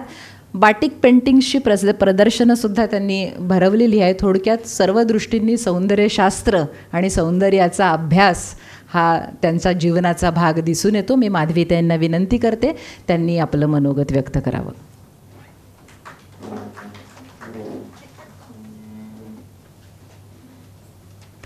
दिसत नाही आहे, माझी उंची खूप कमी आहे. हां, इकडे सरको एस कारण नाही ठीक आहे. अगं काय करणार माझ्या उंचीला आता कोण, तू इतकी वाढवून ठेवली आहेस. सर्वांना आधी येणाऱ्या प्रकाश सणाच्या मनपूर्वक शुभेच्छा देते. मराठीची प्राध्यापिका म्हणून ही दिवाळी माझ्यासाठी विशेष आनंददायी आहे, कारण मराठी भाषेला जो मिळायलाच पाहिजे होता तो अभिजात दर्जा मिळालेला आहे. आणि यासाठी मला रंगनाथ पठारे आणि जे हवे होते आत्ता यावेळी ते हरी नरके यांची खूप आठवण येते. त्यांच्या प्रयत्नांच्यामुळे खरं म्हणजे हा आपण अभिजात दर्जा मिळवलेला आहे. तर त्याबद्दल आपण सगळ्यांनी त्यांच्याविषयीची कृतज्ञता मनात बाळगली पाहिजे. अतिशय उच्चीचं असं सोनालीचं माझ्याबद्दलचं कौतुक ऐकून बरं वाटलं मला की सोनाली माझी विद्यार्थिनी झाली म्हणून. एक सांगू का तुम्हाला की माजगावकर समोर आहेत, बोरसे सर समोर आहेत, नीलिमा आहे आमची, अनेक चांगली लोकं आहेत. यांच्यासमोर बोलताना थोडी जबाबदारी वाटते. आपण काही चुकू का, काही जास्ती बोलू का असं पण वाटतं. माजगावकर तुम्ही असलात की तुमचा अदृश्य धाक असतो आमचा. पण तरी मी आज बोलणार आहे. माझ्या मनात जे आहे ते मनापासून बोलणार आहे. आणि मला असं वाटतं की मनापासून बोलतो ना तेव्हा सगळ्या चुका माफ असतात. जेव्हा आ म्हणून बोलतो तेव्हा मग लोकंसुद्धा अशी कान टवकारून जरा ऐकतात आणि काय काय बोलते आता ऐकलंच पाहिजे असं वगैरे. तर आजचा समारंभ आहे तो खरोखरीच भाग्याचा दिवस आहे की आज माझ्या एका विद्यार्थिनीचं सोकूल टेक 2 प्रकाशित होत आहे. म्हणजे माझ्या अनेक विद्यार्थिनी नुसत्या विद्यार्थिनी म्हणून वर्गात बसलेल्या नाहीत, तर त्या चांगले लेखणी पण सुरू करता आहेत. याचा एखाद्या प्राध्यापिकेला किती आनंद होईल, तसा मनस्वी आनंद मला आज झालेला आहे. आता ह्या पुस्तकाच्याबद्दल थोडं बोलते, मग सोनालीबद्दल थोडं बोलते. 10 मिनटाच्या ऐवजी एखाद वेळेस एक 5 मिनटं घेईन जास्ती, पण जास्ती नाही घेणार कारण तुझ्या वाचनाचा पण पुढे कार्यक्रम आहे. तिने असं म्हटलेलं आहे की रांगोळी काढणारी, जुईचे गजरे करणारी, प्रत्येकाच्या हातावर खाऊ ठेवणारी, माझी सृजनशील प्रसन्न जीवलग मैत्रीण, माझ्या आईला मी हा संग्रह अर्पित करते आहे. फार मोठी गोष्ट आहे. मातृऋण मानायचं, पितृऋण मानायचं आणि मगाशी तिने आचार्य ऋण मानलंच आहे बोलण्यातून. ही एक मानवाच्या घडणीतली चांगले मूल्य संस्कार घेऊन येणारी गोष्ट आहे आणि ती माझ्या सगळ्या आनंदवयच्या विद्यार्थिनी, सोनाली तर आहेच आहे, पण आनंदवयच्या सगळ्या विद्यार्थिनी जरी कितीही उंचीवर गेल्या तरी त्यांचे पाय जमिनीवरती आहेत याचा आनंद एक प्राध्यापिका म्हणून त्यांना शिकवताना किंवा काय मी जे मूल्यांचं योगदान दिलं ते आज त्या मनापासून जोपासत आहेत याचा विलक्षण आनंद आहे आणि त्याचा आनंद कशातही न मावणार आहे. तर अर्पणपत्रिका इतकी सुंदर आहे की तिथपासूनच एखाद्या गवयानी षड्ज लावावा, मग थोडं ठाय गावं, मग विलंबित गावं, मग धून एखादी गावी, एखादी चीज गावी, तसं हे पुस्तक पुढे पुढे पुढे पुढे ती शब्द मैफिल रंगवत रंगवत रंगवत शेवटापर्यंत जातं. अशी ही सोकूल 2ची बैठक आहे असं मला वाटतं. चढत्या क्रमाने ते लेख गेलेले आहेत. पहिल्यांदी बरोबर आहे ना, म्हणजे एक छान प्रवास आहे. म्हणजे एक व्यक्ती घडते कशी, मग ती पुढे कशी जाते, तिच्या आयुष्यात कसे एक एक एक एक एक एक एक एक प्रसंग येतात, त्याच्यातून ती कशी जाते. आणि तरीसुद्धा एक म्हणून जिव्हाळा म्हणून जो असतो ना, तो जिव्हाळा या प्रत्येक शब्दातून प्रत्येक लेखातून हा जाणवत जातो आणि तो अधिक अधिक अधिक अधिक गडद होत जातो. हे या पुस्तकाचं यश आहे खरं म्हणजे. कारण ते पुस्तक असं आम्हाला पुढे पुढे आपल्याबरोबर नेत नेत नेत नेत उत्कर्षापर्यंत पोचतं. त्याचा अनुभव मला या पुस्तकामध्ये आला. लिहितं करण्यामध्ये अर्थातच आल्हाद गोडबोल यांच्यासारखा सकस असा संपादक यांचा मोठा सहभाग आहे आणि राजहंस तुमच्या पाठीशी आहे. ही खूप आनंदाची गोष्ट आहे. म्हणजे राजहंसनी जरी माझी पुस्तकं प्रकाशित केली नाहीत तरी राजहंस मला प्रकाशनाच्या कार्यक्रमांना बोलवतात. याबद्दल माझगावकरांना मी एकदा घरी येऊन जेवायला घेऊन जाणार. 150 स्तंभातून काही मोजकेच लेख निवडलेले आहेत. आता ही निवड करणंसुद्धा खूप महत्त्वाचं असतं आणि खूपच ते कसून त्याची निवड व्हावी लागते.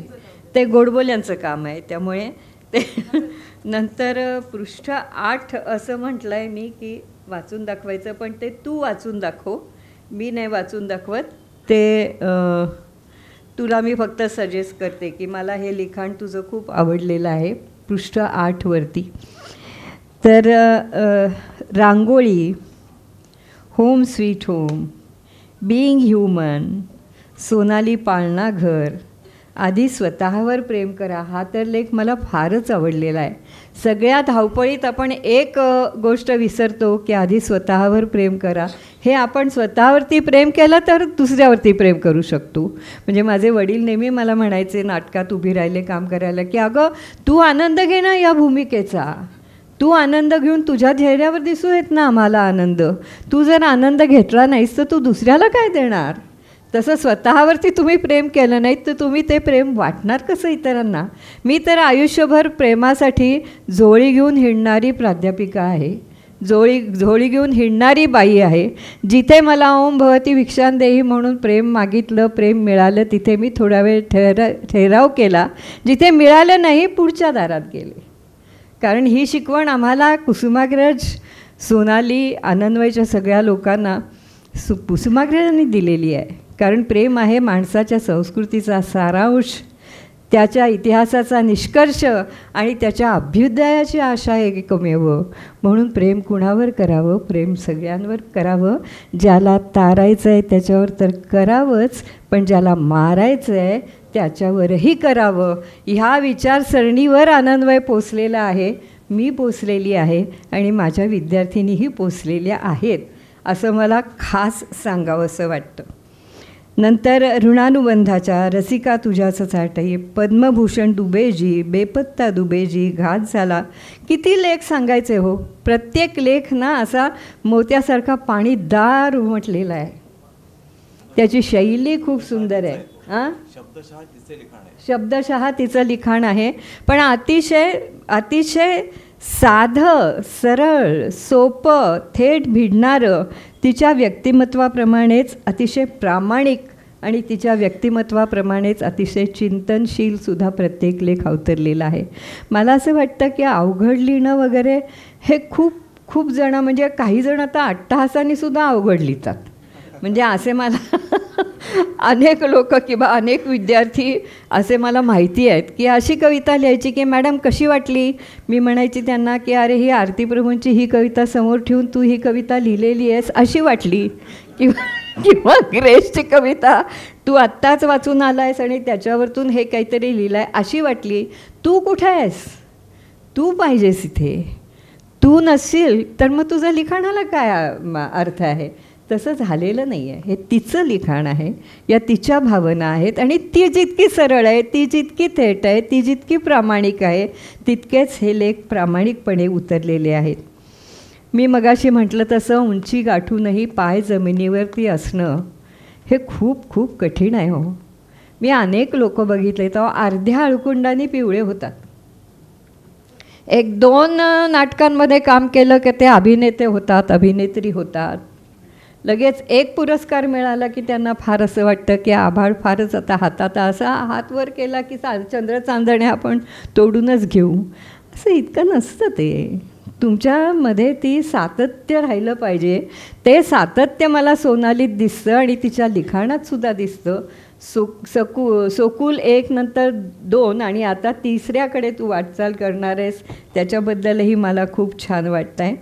तर इतकी ही प्रगल्भ विचाराची जी अभिनेत्री आहे, लेखिका आहे किंवा काही आहे, ती मूल्यधारणा जपून ठेवणारी आहे आणि माणूस म्हणून अतिशय उंचीची आहे. ही मला सर्वात महत्त्वाची गोष्ट वाटते. तुम्ही कोणीही व्हा, कसेही व्हा, कुठेही जा, कोणत्याही पदावरती तुम्ही राहा, पण तुम्ही आधी चांगले माणूस असायला पाहिजे.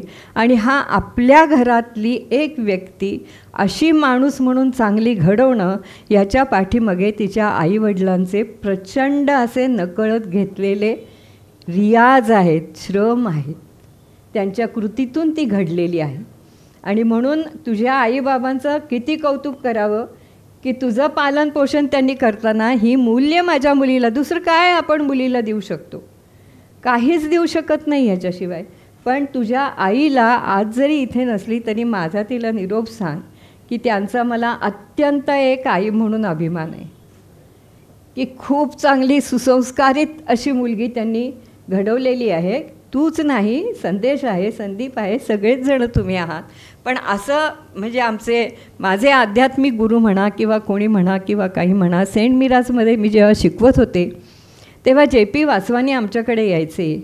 एवढी मोठी व्यक्ती, म्हणजे मला असं वाटतं की JPचं जे $1,000,000 स्माईल होतं ना, त्याच्यामागे त्यांची जी विचारधारा होती किंवा त्यांची जी मूल्यधारणा होती ती इतकी घट्ट होती की कोणत्याही क्षणी त्यांचं हास्य मला कधीही कणभरही कमी दिसलं नाही. तर ते JP असं म्हणायचे आम्हाला नेहमी की तुम्ही सतत आणि सारखं निर्मळ राहायचा प्रयत्न करा. कोणी तुमच्यावर प्रेम करत आहे का, तुमच्यावरती जर कोणी जर तुमचा हेवा करत असेल, मत्सर करत असेल, तर त्याचा तुम्ही असा विचार करा की हा माणूस माझा मत्सर करतो, ह्याचा अर्थ माझं त्याच्यावरचं प्रेम करण्याचं जे काम होतं ते कमी प्रतीचं झालेलं आहे आणि म्हणून तो माझा मत्सर करतो आहे. इतकी मोठी धारणा कोणी कोणाला देत नसतो. या शिकवण्याच्या पलीकडच्या गोष्टी आहेत. काय आम्ही प्राध्यापक 10x10च्या खोलीत शिकवणार? तुम्ही चांगले माणूस व्हा असं पहिल्यांदा शिकवायला पाहिजे. मेडिकल क्षेत्र आणि प्राध्यापक हे दोन अशी नोबल अशी क्षेत्र आहेत की तिथे तुम्ही कुठलीही कुचराई करून चालत नाही. तिथे तुम्ही प्रामाणिकपणे समोरच्याच्या पदरामध्ये विचारधन घालावं लागतं आणि ते रोज सातत्याने आणि निष्ठेने घालावं लागतं, प्रेमपूर्वक घालावं लागतं. मला प्राध्यापिका व्हायचंच नव्हतं, खरं म्हणजे अजिबात व्हायचं नव्हतं. मला गण्णांनी बोलवलं आणि सांगितलं की तुम्ही या, आता तुमची आम्हाला गरज आहे, कारण पुणे विद्यापीठ उपयोजित मराठीचा कोर्स सुरू करताय आणि इतक्या माध्यमातून फिरून आलेली बाई मला तुमच्याशिवाय दुसरी कोणी दिसत नाही आहे, म्हणून तुम्ही या. म्हणून मी प्राध्यापिका झाले आणि म्हणून मला ही सगळी विद्यार्थी वर्गातली रत्न माझ्या समोर उभी राहिली आणि मी त्यांना अतिशय प्रेम दिलं, त्यांनी मला प्रेम दिलं. जे इथे परत जे पींचीच आठवण होते आणि जे पी परत असं म्हणायचे की ही मूल्यभावना विशेषतः तुम्ही मुलींमध्ये अधिक रुजवा, कारण त्यांच्या हातात कुटुंब असतं. आणि ते फार मजेती म्हणायचे की आपल्या भारताचा जर उत्कर्ष होणार असेल तो लोकसभा आणि राज्यसभेत होणार नाही, तो प्रत्येक घराघरातून होईल. घराघरातून जेव्हा मूल्यभावना जपणारी आणि वावरणारी त्याच्यात जेव्हा आई असेल तेव्हा ते घर हे चांगलं होईल आणि जेव्हा एक चांगलं घर असेल तेव्हा भारत चांगला होईल. तर ही मूल्यभावनासुद्धा आपण आजच्या काळात विसरत आहोत. हे सोनालीची आई आणि बाबा विसरलेले नाही आहेत आणि म्हणून सोनालीने पण कावेरीला वाढवताना ह्याच भावनेने वाढवते, याचा मला जास्त आनंद आहे. आज मी इथे का आले? मी हल्ली फारशी कुठे जात नाही. झालं आता सगळं झालं, म्हणजे समारंभ झाले, स्टेजवर झालं, ते एकमेकाला गुच्छ देणं झालं, मग एकमेकाची ओळख करून देणं पुरे झालं ना. किती दिवस आणि किती वर्ष तेच गोष्टी करून राहायच्या. म्हणून मी ते मसापाचं सुद्धा काम सोडून दिलं की त्याच्यामध्ये एक तोचपणा येत राहतो.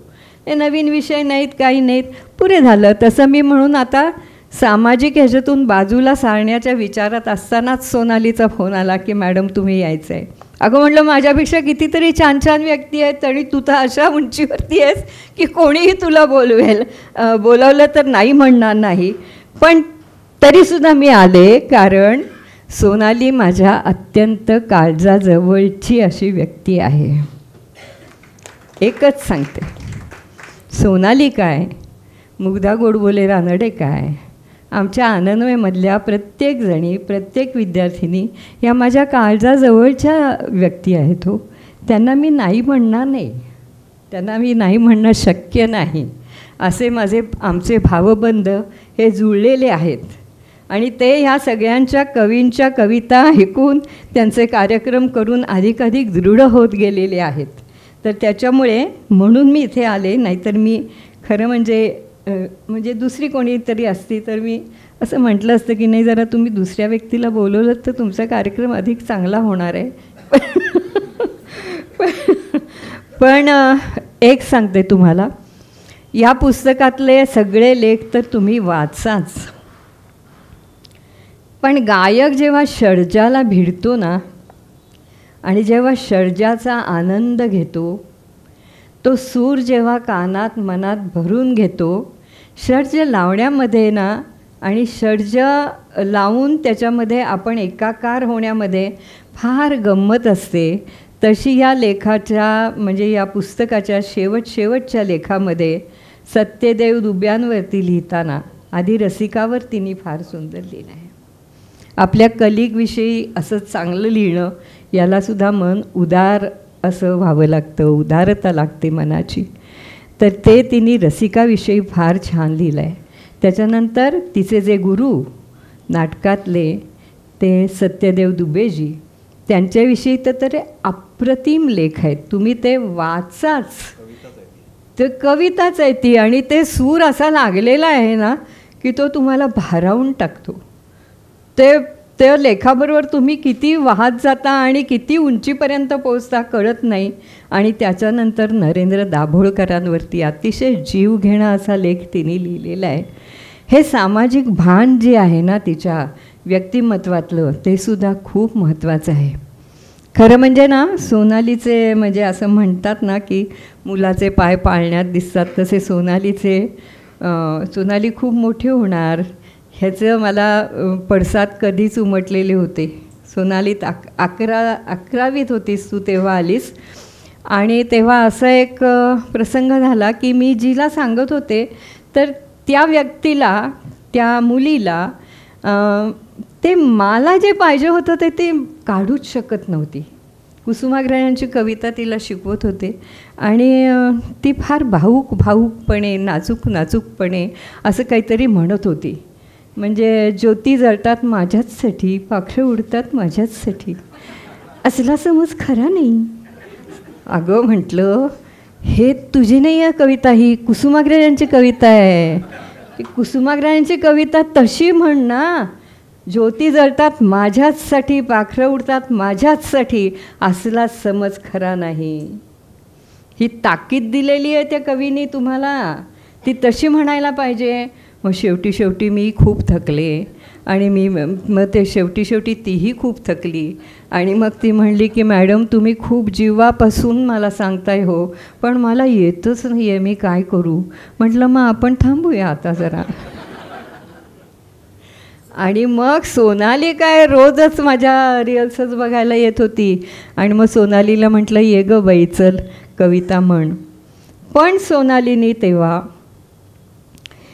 स्नेहसदनमध्ये आमचे कार्यक्रम व्हायचे आणि स्नेहसदनमध्ये सतरंजा उचलणं, घालणं, रिहर्सल्स, त्याच्यानंतर सोनाली पटकन विचारायची मॅडम मुगाची खिचडी करूया का, पापड भाजू का, म्हणजे मला अजूनही ते सगळं आठवत आहे. मग आम्ही एकदा कोकणात गेलो होतो आणि या मुलांना म्हटलं जा तुम्ही आता समुद्रावर खेळा. तेव्हा यांचे मित्र श्री उपाध्ये यांचे मित्र सोनालीचं सगळं हे वागणं बोलणं बघत होते आणि मग ते कोकणी याच्यामध्ये म्हणले वैद्य मॅडम कोण ही मुलगी आहे. ते मला असं वाटतं की ही मुलगी काहीतरी वेगळी आहे आणि ती वेगळी आहे म्हणून ती खूप पुढे येणार बघा. म्हणजे मलाच नाही इतरांनासुद्धा ते जाणवत होतं की हिचं काहीतरी वेगळं रसायन आहे. कोंडुऱ्याला घेऊन गेले होते आम्ही. मजा केली हो माझगावकर, तुम्हाला सांगते खूप मजा केली, अगदी आनंद उपभोगला. यांना कुसुमाग्रजांच्याकडे घेऊन गेले, यांना इंदिरा संतांच्याकडे, अनुराधा कुबेरला मालतीबाई बेडेकर ती म्हणली मला एकदा तरी त्यांचं दर्शन घडवा. मालतीबाईंच्या बरोबर तिला घेऊन गेले भेट करायला म्हणून. आणि तुम्हाला सांगताय त्या पण लोकांनी ह्यांच्यावर खूप प्रेम केलं. कुसुमाग्रज किती प्रेम करायचे तुमच्यावरती. अनुराधाला त्यांनी सांगितलं की अनुराधाला म्हटलं त्यांना गाणं म्हणून दाखव. अनुराधाला गाणं म्हटलं तर ते म्हणले थांब तुझं माझं अंतर आधी सांगतो, मी एक शिकवण्याचं सांगते, तुझं माझं अंतर आधी मापून घेऊया. म्हणून त्यांनी अनुराधाला बसवलं तर त्याच्यापासून लांब तिथे बसले आणि म्हणले आता म्हण बरं. तर अनुराधा म्हणली नाही गं, म्हणले तू नाही नीट गात आहेस. तर ती दडपली. ती म्हणली का बरं. ती म्हणली नाही तुझा शब्द मला इथे ऐकू आला पाहिजे तर त्याच्यामध्ये अर्थ आहे. असे बारीक ना असे जे काही सूचना होत्या, अशा जे हे होत्या त्या ह्या लहान मुलांनी त्यांच्या संस्कारक्षम वयामध्ये खूप ऐकलेले आहेत, खूप भोगलेले आहेत, उपभोगलेले आहेत, त्याच्यापासून शिकलेले आहेत आणि त्याचं त्यांनी सोनं केलं. याच्यामध्ये मला सगळ्यात जास्ती आनंद आहे. एक तू उल्लेख असा केला आहेस सोनाली इथे, मी फार बोलणार नाही आहे, तुझं वाचन पण मला ऐकायचं आहे. एक तू उल्लेख केलेला आहेस की दुबेजींवरती मी खूप काही लिहू शकते आणि दुबेजींवरती मी पुस्तकही लिहू शकते. तर आज साक्षात राजहंसचे आधारस्तंभ, संस्थापक, मार्गदर्शक सर्वेसर्वा इथे आहेत आणि त्यांच्यासमोर मी सांगते की सोनालीचं दुबेजींच्यावरची पुस्तक हे राजहंस प्रकाशनने काढावं, त्याचं सोनं करेल ती आणि त्याच्या प्रकाशनाच्या समारंभाच्या वेळी मी कुठेतरी इथे गर्दीमध्ये असावं म्हणजे माझंही सोनं होईल ही इच्छा व्यक्त करते. थांबते आणि इथे बोलवलंच त्याच्याबद्दल परत एकदा धन्यवाद देते. आणि पुढच्या कार्यक्रमाला म्हणजे तुझ्या वेळी मिळेल. मग ती जसं माझ्याबद्दल बोलू शकते ना, हम भी कुछ कम नाही है, हम भी बोल सकते. चला. अच्छा.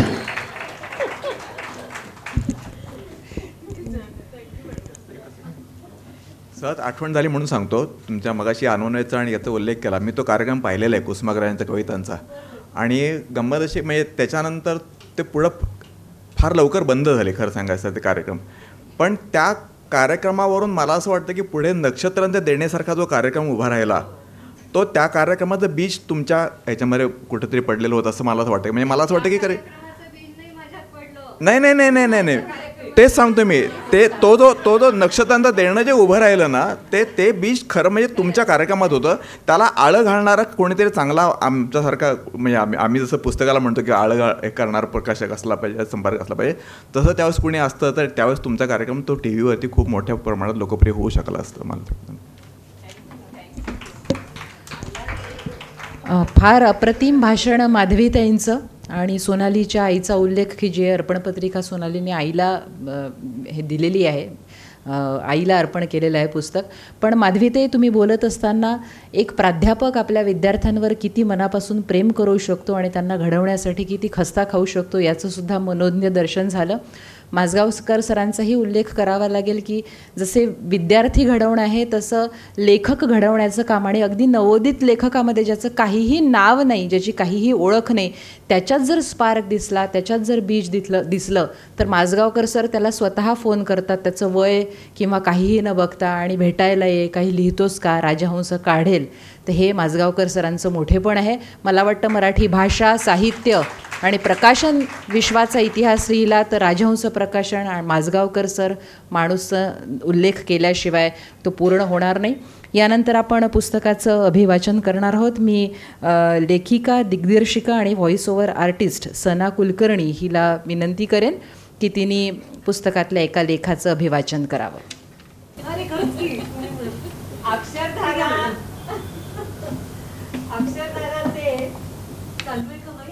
हॅलो.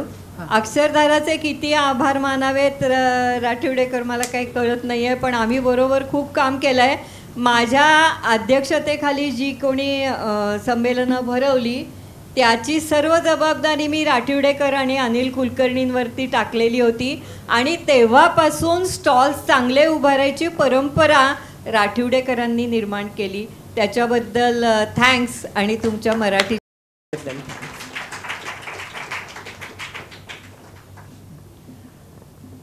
एकच फक्त परत पुन्हा अजून एक वैधानिक इशारा द्यावा असं वाटतो मला. मगाशी म्हणालो मी की संपादक राजहंस म्हणल्यानंतर मला जे काही 2-3 दिवसात फोन आले त्यामुळे अनेकांना असं वाटायला लागलं असेल की मी बहुतेक राजहंसपर्यंत पोहोचवण्याचा एक चांगला हे असेल.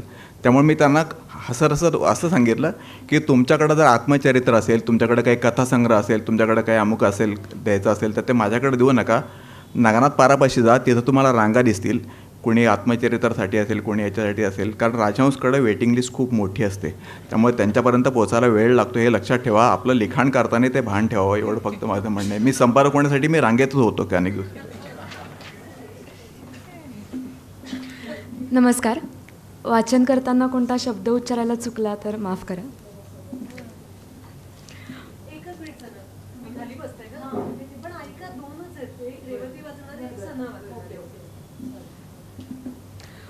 Frozen photo. अगं चालल्या असत्या की चपला. बस बस काय घेणार, अशी कौतुक मिश्रित विचारपूस करत संयोजकांच्या पत्नीनं माझं आदरातिथ्य केलं. त्या दिसायला फारच गोड, टापटिपीत, सुंदर साडी, नेमका मेकअप, छान केश रचनाकडून तयार होत्या.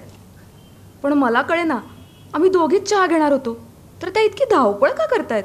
म्हणजे डबे उघडणं, लायटर, सुरी फोडण्या इत्यादी विविध आवाज आणि वास येत होते. माझ्यासाठी म्हणून त्यांनी पोहे उपम्याचा घाट घातला की काय, त्या शंकेने मी त्यांना आठवण करून दिली की मी फक्त चहाच घेईना.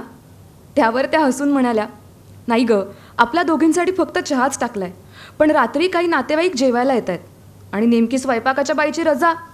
तुझा कार्यक्रमही मला चुकवायचा नाही आहे.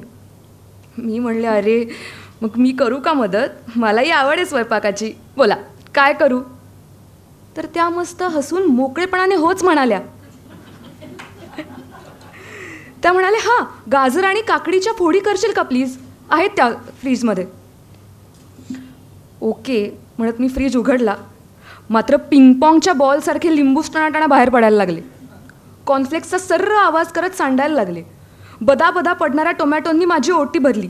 बरं ते सावरायला गेले तर कुठला तरी चाट की काय मसाल्याचं पाकिट माझ्या डोक्यात पडलं आणि भांगात सिंदूर भरतात तसा तो दिसायला लागला.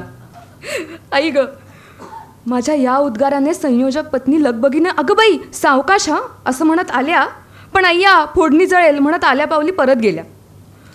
मग ओट्यापाशीच उभं राहून उजव्या कोपऱ्यात असतील बघ गाजरं, काकड्या तळाशी असतील, 3-3 घे, आमच्याकडे ना कोणाला काही जागेवर ठेवायची सवयच नाही असं स्वगत म्हणत रमल्या. मला परिस्थिती लक्षात यायला आणि त्यावर पकड मिळायला जरा वेळ लागला. पण आता मी शिताफीनं कॉर्नफ्लेक्सच्या शेजारून गडगडत येणाऱ्या कोबीचा गड्ड्याचा कॅच घेतला बरं का. जरा वरूनच फ्रीजच्या अंतरंगात नजर टाकली. ठासून भाज्या भरल्या होत्या. 3-4 आठवड्यांची भाजी एकत्रच आणली असावी बहुतेक. कोबीच्या मागे एक जम्बो कलिंगड होतं. भाज्या इतस्तः पडल्या होत्या. निम्म्या भाज्या प्लॅस्टिकच्या पिशव्यांमध्येच होत्या. काही पिशव्यांच्या गाठी न सोडता त्यातूनच कोथिंबीर वगैरे उपसली होती. मी ते दृश्य पाहून फारच अवघडले. तुम्ही देता का शोधून मला गाजर आणि काकड्या? त्यावर त्या म्हणल्या, थांब हा आलेच. तर आता फ्रीजचं दार बंदच होईना. माझी धडपड ऐकून त्या आतून ओरडल्या, लाव ग जरा, काय नाही होणार. मी दार दडपायचा प्रयत्न केला, तेवढ्यात त्या आल्या आणि आता फ्रीजचा ताबा घेतला. पण तेवढ्यात धरतेस का असं म्हणत एक वस्तू माझ्याकडेच पास करायला लागल्या. अर्धवट निवडलेली गवार ट्रे सकट माझ्या हातात सुपूर्द केली. मग मरतुकड्या झालेल्या काही पालेभाज्या त्यांनी मला दिल्या. हा शेळपट भाजीचा गुच्छ स्वीकारताना माझा चेहरा कसा झाला असेल याची कल्पना करा. बरं, त्यावर भारताचं वांग, कलिंगड, कोबी आणि आता फ्लॉवरची वर्णी लागली बरं का. मग स्वीटकॉर्नच्या दाण्यांची पिशवी त्या ढिगावर कोंबली. त्यामुळे मी जवळजवळ ते उफणणी करायला उभ्या असलेल्या शेतकऱ्यांसारखे दिसायला लागले. तेवढ्यात बेल वाजली. बेल तिकडे वाजली आणि बाटल्यांच्या शेजारची एक सरबताची बाटली इकडे लुडकली. त्यातून गळणाऱ्या लिची, ग्वावा तत्सम पदार्थांचा चिकट, हिरवट, कॉन्सन्ट्रेटेड द्राव माझ्या पायांवर अभिषेक करायला लागला. चपला काढून आल्याबद्दल इतका पश्चाताप मला कधीही झाला नव्हता. संयोजक पत्नी अगबाई 1 मिनिट असं म्हणत हातात गार पाण्याच्या बाटल्या घेऊनच दार उघडायला गेल्या. कार्यक्रमाचे एक 5-6 कार्यकर्ती आणि त्यांचे कुटुंब सगळे आत घुसले. मी हातात हा भाजी आणि फळांचा डोंगर घेऊन उभी होते. माझ्या काही बोलण्या सांगण्याचा प्रयत्न निष्फळ ठरला, कारण कोणाचं माझ्याकडे लक्षच नव्हतं. फोटो सगळे पटापट जागा बदलून फोटो घ्यायला लागले. ग्रुप फोटो झाले. मग फोटो सेशन संपल्यावर अचानक कोणीतरी जागा झालं आणि त्यांना माझ्या हातात काय काय कोंबलंय ते दिसलं. राहून राहून मला एक वाटतं, कार्यक्रमाच्या आधी घडलेल्या या कार्यक्रमाचा एक तरी फोटो व्हायला हवा होता माझ्याच प्रेक्षणीय चेहऱ्यासाठी.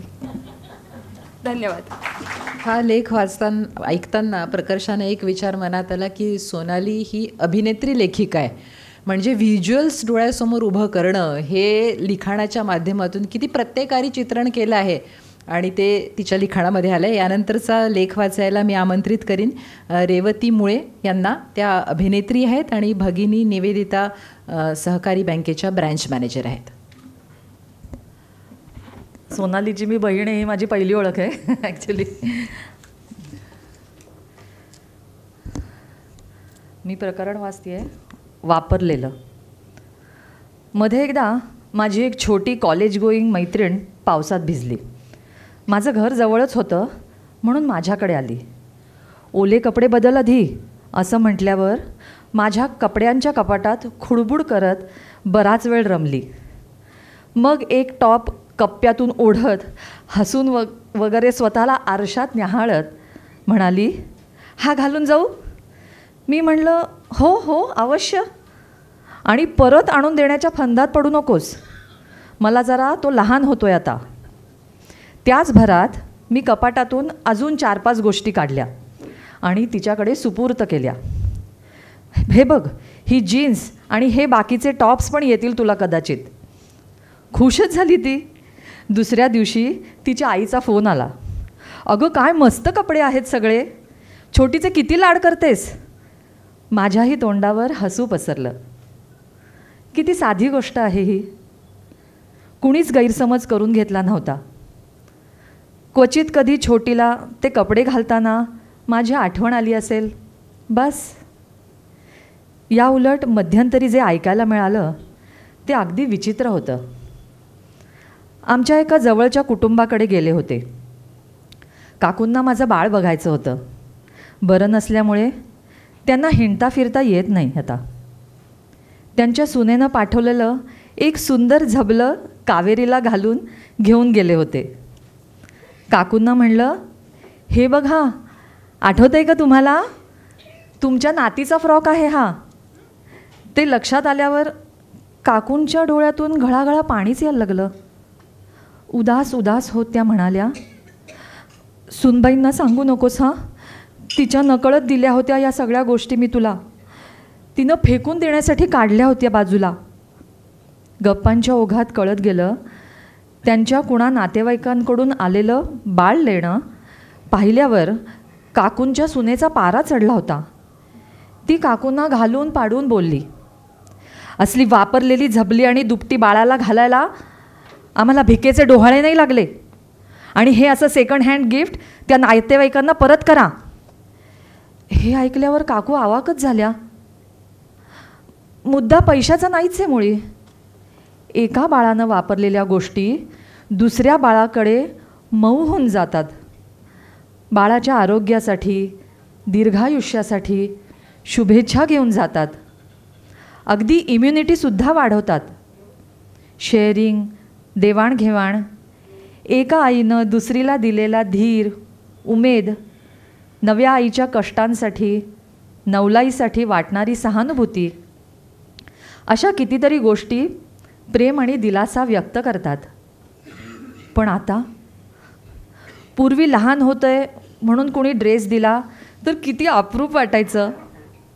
आत्याकडे राहायला गेल्यावर गंमत म्हणून तिच्या जुन्या चपला घालून बघण्याचा आनंद काही वेगळाच होता.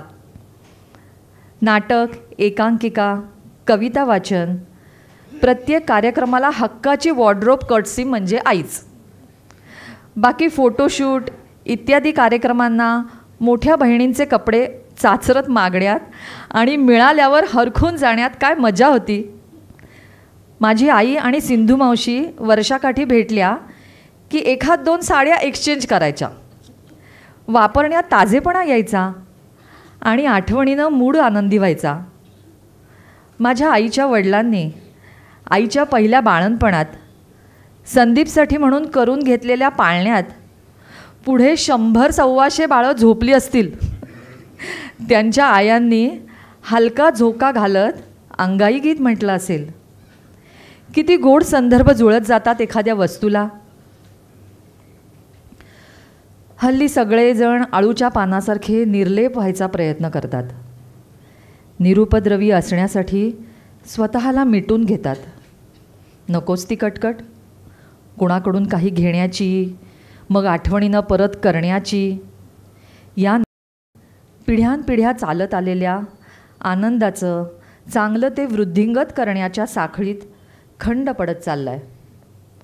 प्रत्येकानं बाजारात मिळत असलेल्या सगळ्या गोष्टी घ्यायचं ठरवलं तर मग काय, चंगळवाद जिंकत राहील. आपल्यालाही मग घरातल्या भारंभार वस्तूंप्रमाणे प्रदर्शनात मांडल्यासारखं जगायची सवय होईल.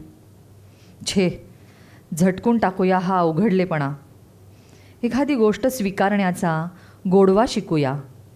एखाद्याचा आनंद द्विगुणित करायला पैसे नाही लागत, ते करूया. आणि मगच कुणाकडे किती पैसे आहेत, त्या पैशात काय काय खरेदी करू शकतो आपण, याच्या बाता मारूयात. धन्यवाद. धन्यवाद रेवतीताई. आपण रेवतीताईंचा आणि सनाचा दोघींचाही इतकं सुंदर लेखांचं अभिवाचन केल्याबद्दल इथे सत्कार घेतो आहोत.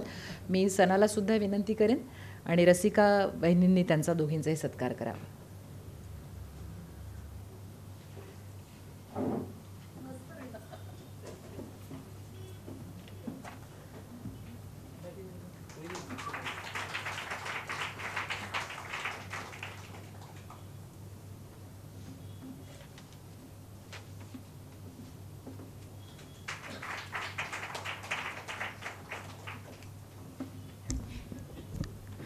कार्यक्रमाच्या आभार प्रदर्शनासाठी मी विनंती करते रसिका राठीवडेकर यांनी कार्यक्रमाचं आभार प्रदर्शन करावं.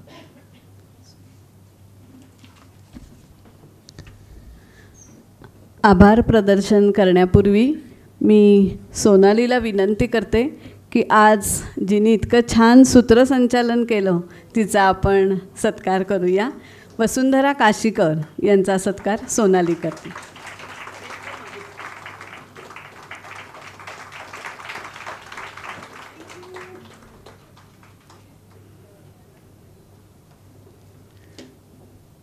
आभार कुणाचे आणि किती मानायचे हा माझ्यापुढं एक खूप मोठा प्रश्न आहे. सोनालीला मी एक फक्त फोन केला आणि तिने लगेच उद्घाटनाला येण्याची तयारी दाखवली, त्याबद्दल तिचे आभार. माधवी वैद्य, डॉक्टर कल्याणी मांडके आणि डॉक्टर मांडके जे अक्षरधाराला गेली 28 वर्ष सहकार्य, पाठिंबा आणि आम्हाला प्रोत्साहन देत असतात, त्यांचेही आभार. राजहंस प्रकाशनचे Dilip Majgaonkar sir, Borse sir, Godbole sir या सर्वांचेही आभार. आज तुम्हाला इथं जो अभिजात मराठीचा लोगो दिसतोय तो आमचे मित्र आणि अक्षरधाराचे हितचिंतक प्रभाकर भोसले आज इथं आलेले आहेत. त्यांनी जरा फक्त उभं राहावं. त्यांचेही आभार. हे बॅकड्रॉप आणि अक्षरधाराच्या ग्रंथदालनामध्ये जे सगळं काम केलेलं आहे ते प्रशांत वराडकर, ते आज इथं आहेत, त्यांचेही आभार. परचुरे प्रकाशनाच्या शुभदा परचुरे आज इथं आलेल्या आहेत. अक्षरधाराची नेहमी प्रदर्शनं आत्रे सभागृहामध्ये जी भरतात ते परचुरेंचं आत्रे सभागृह, नेहमीच त्यांचीही साथ आम्हाला असते. आप्पा परचुरे आणि शुभदा परचुरे यांचेही आभार. ज्येष्ठ लेखिका निलिमा गोंडी आज इथं उपस्थित आहेत, त्यांचेही आभार. सर्व वृत्तपत्रांचे संपादक, त्यांचे प्रतिनिधी आणि आपण सर्व रसिक वाचक आपल्या सर्वांचे आभार मानते आणि थांबते. अक्षरधाराचं ग्रंथप्रदर्शन 24 नोव्हेंबरपर्यंत अक्षरधारा बुक गॅलरी येथे आहे. सर्वांनी त्याचा लाभ घ्यावा. धन्यवाद.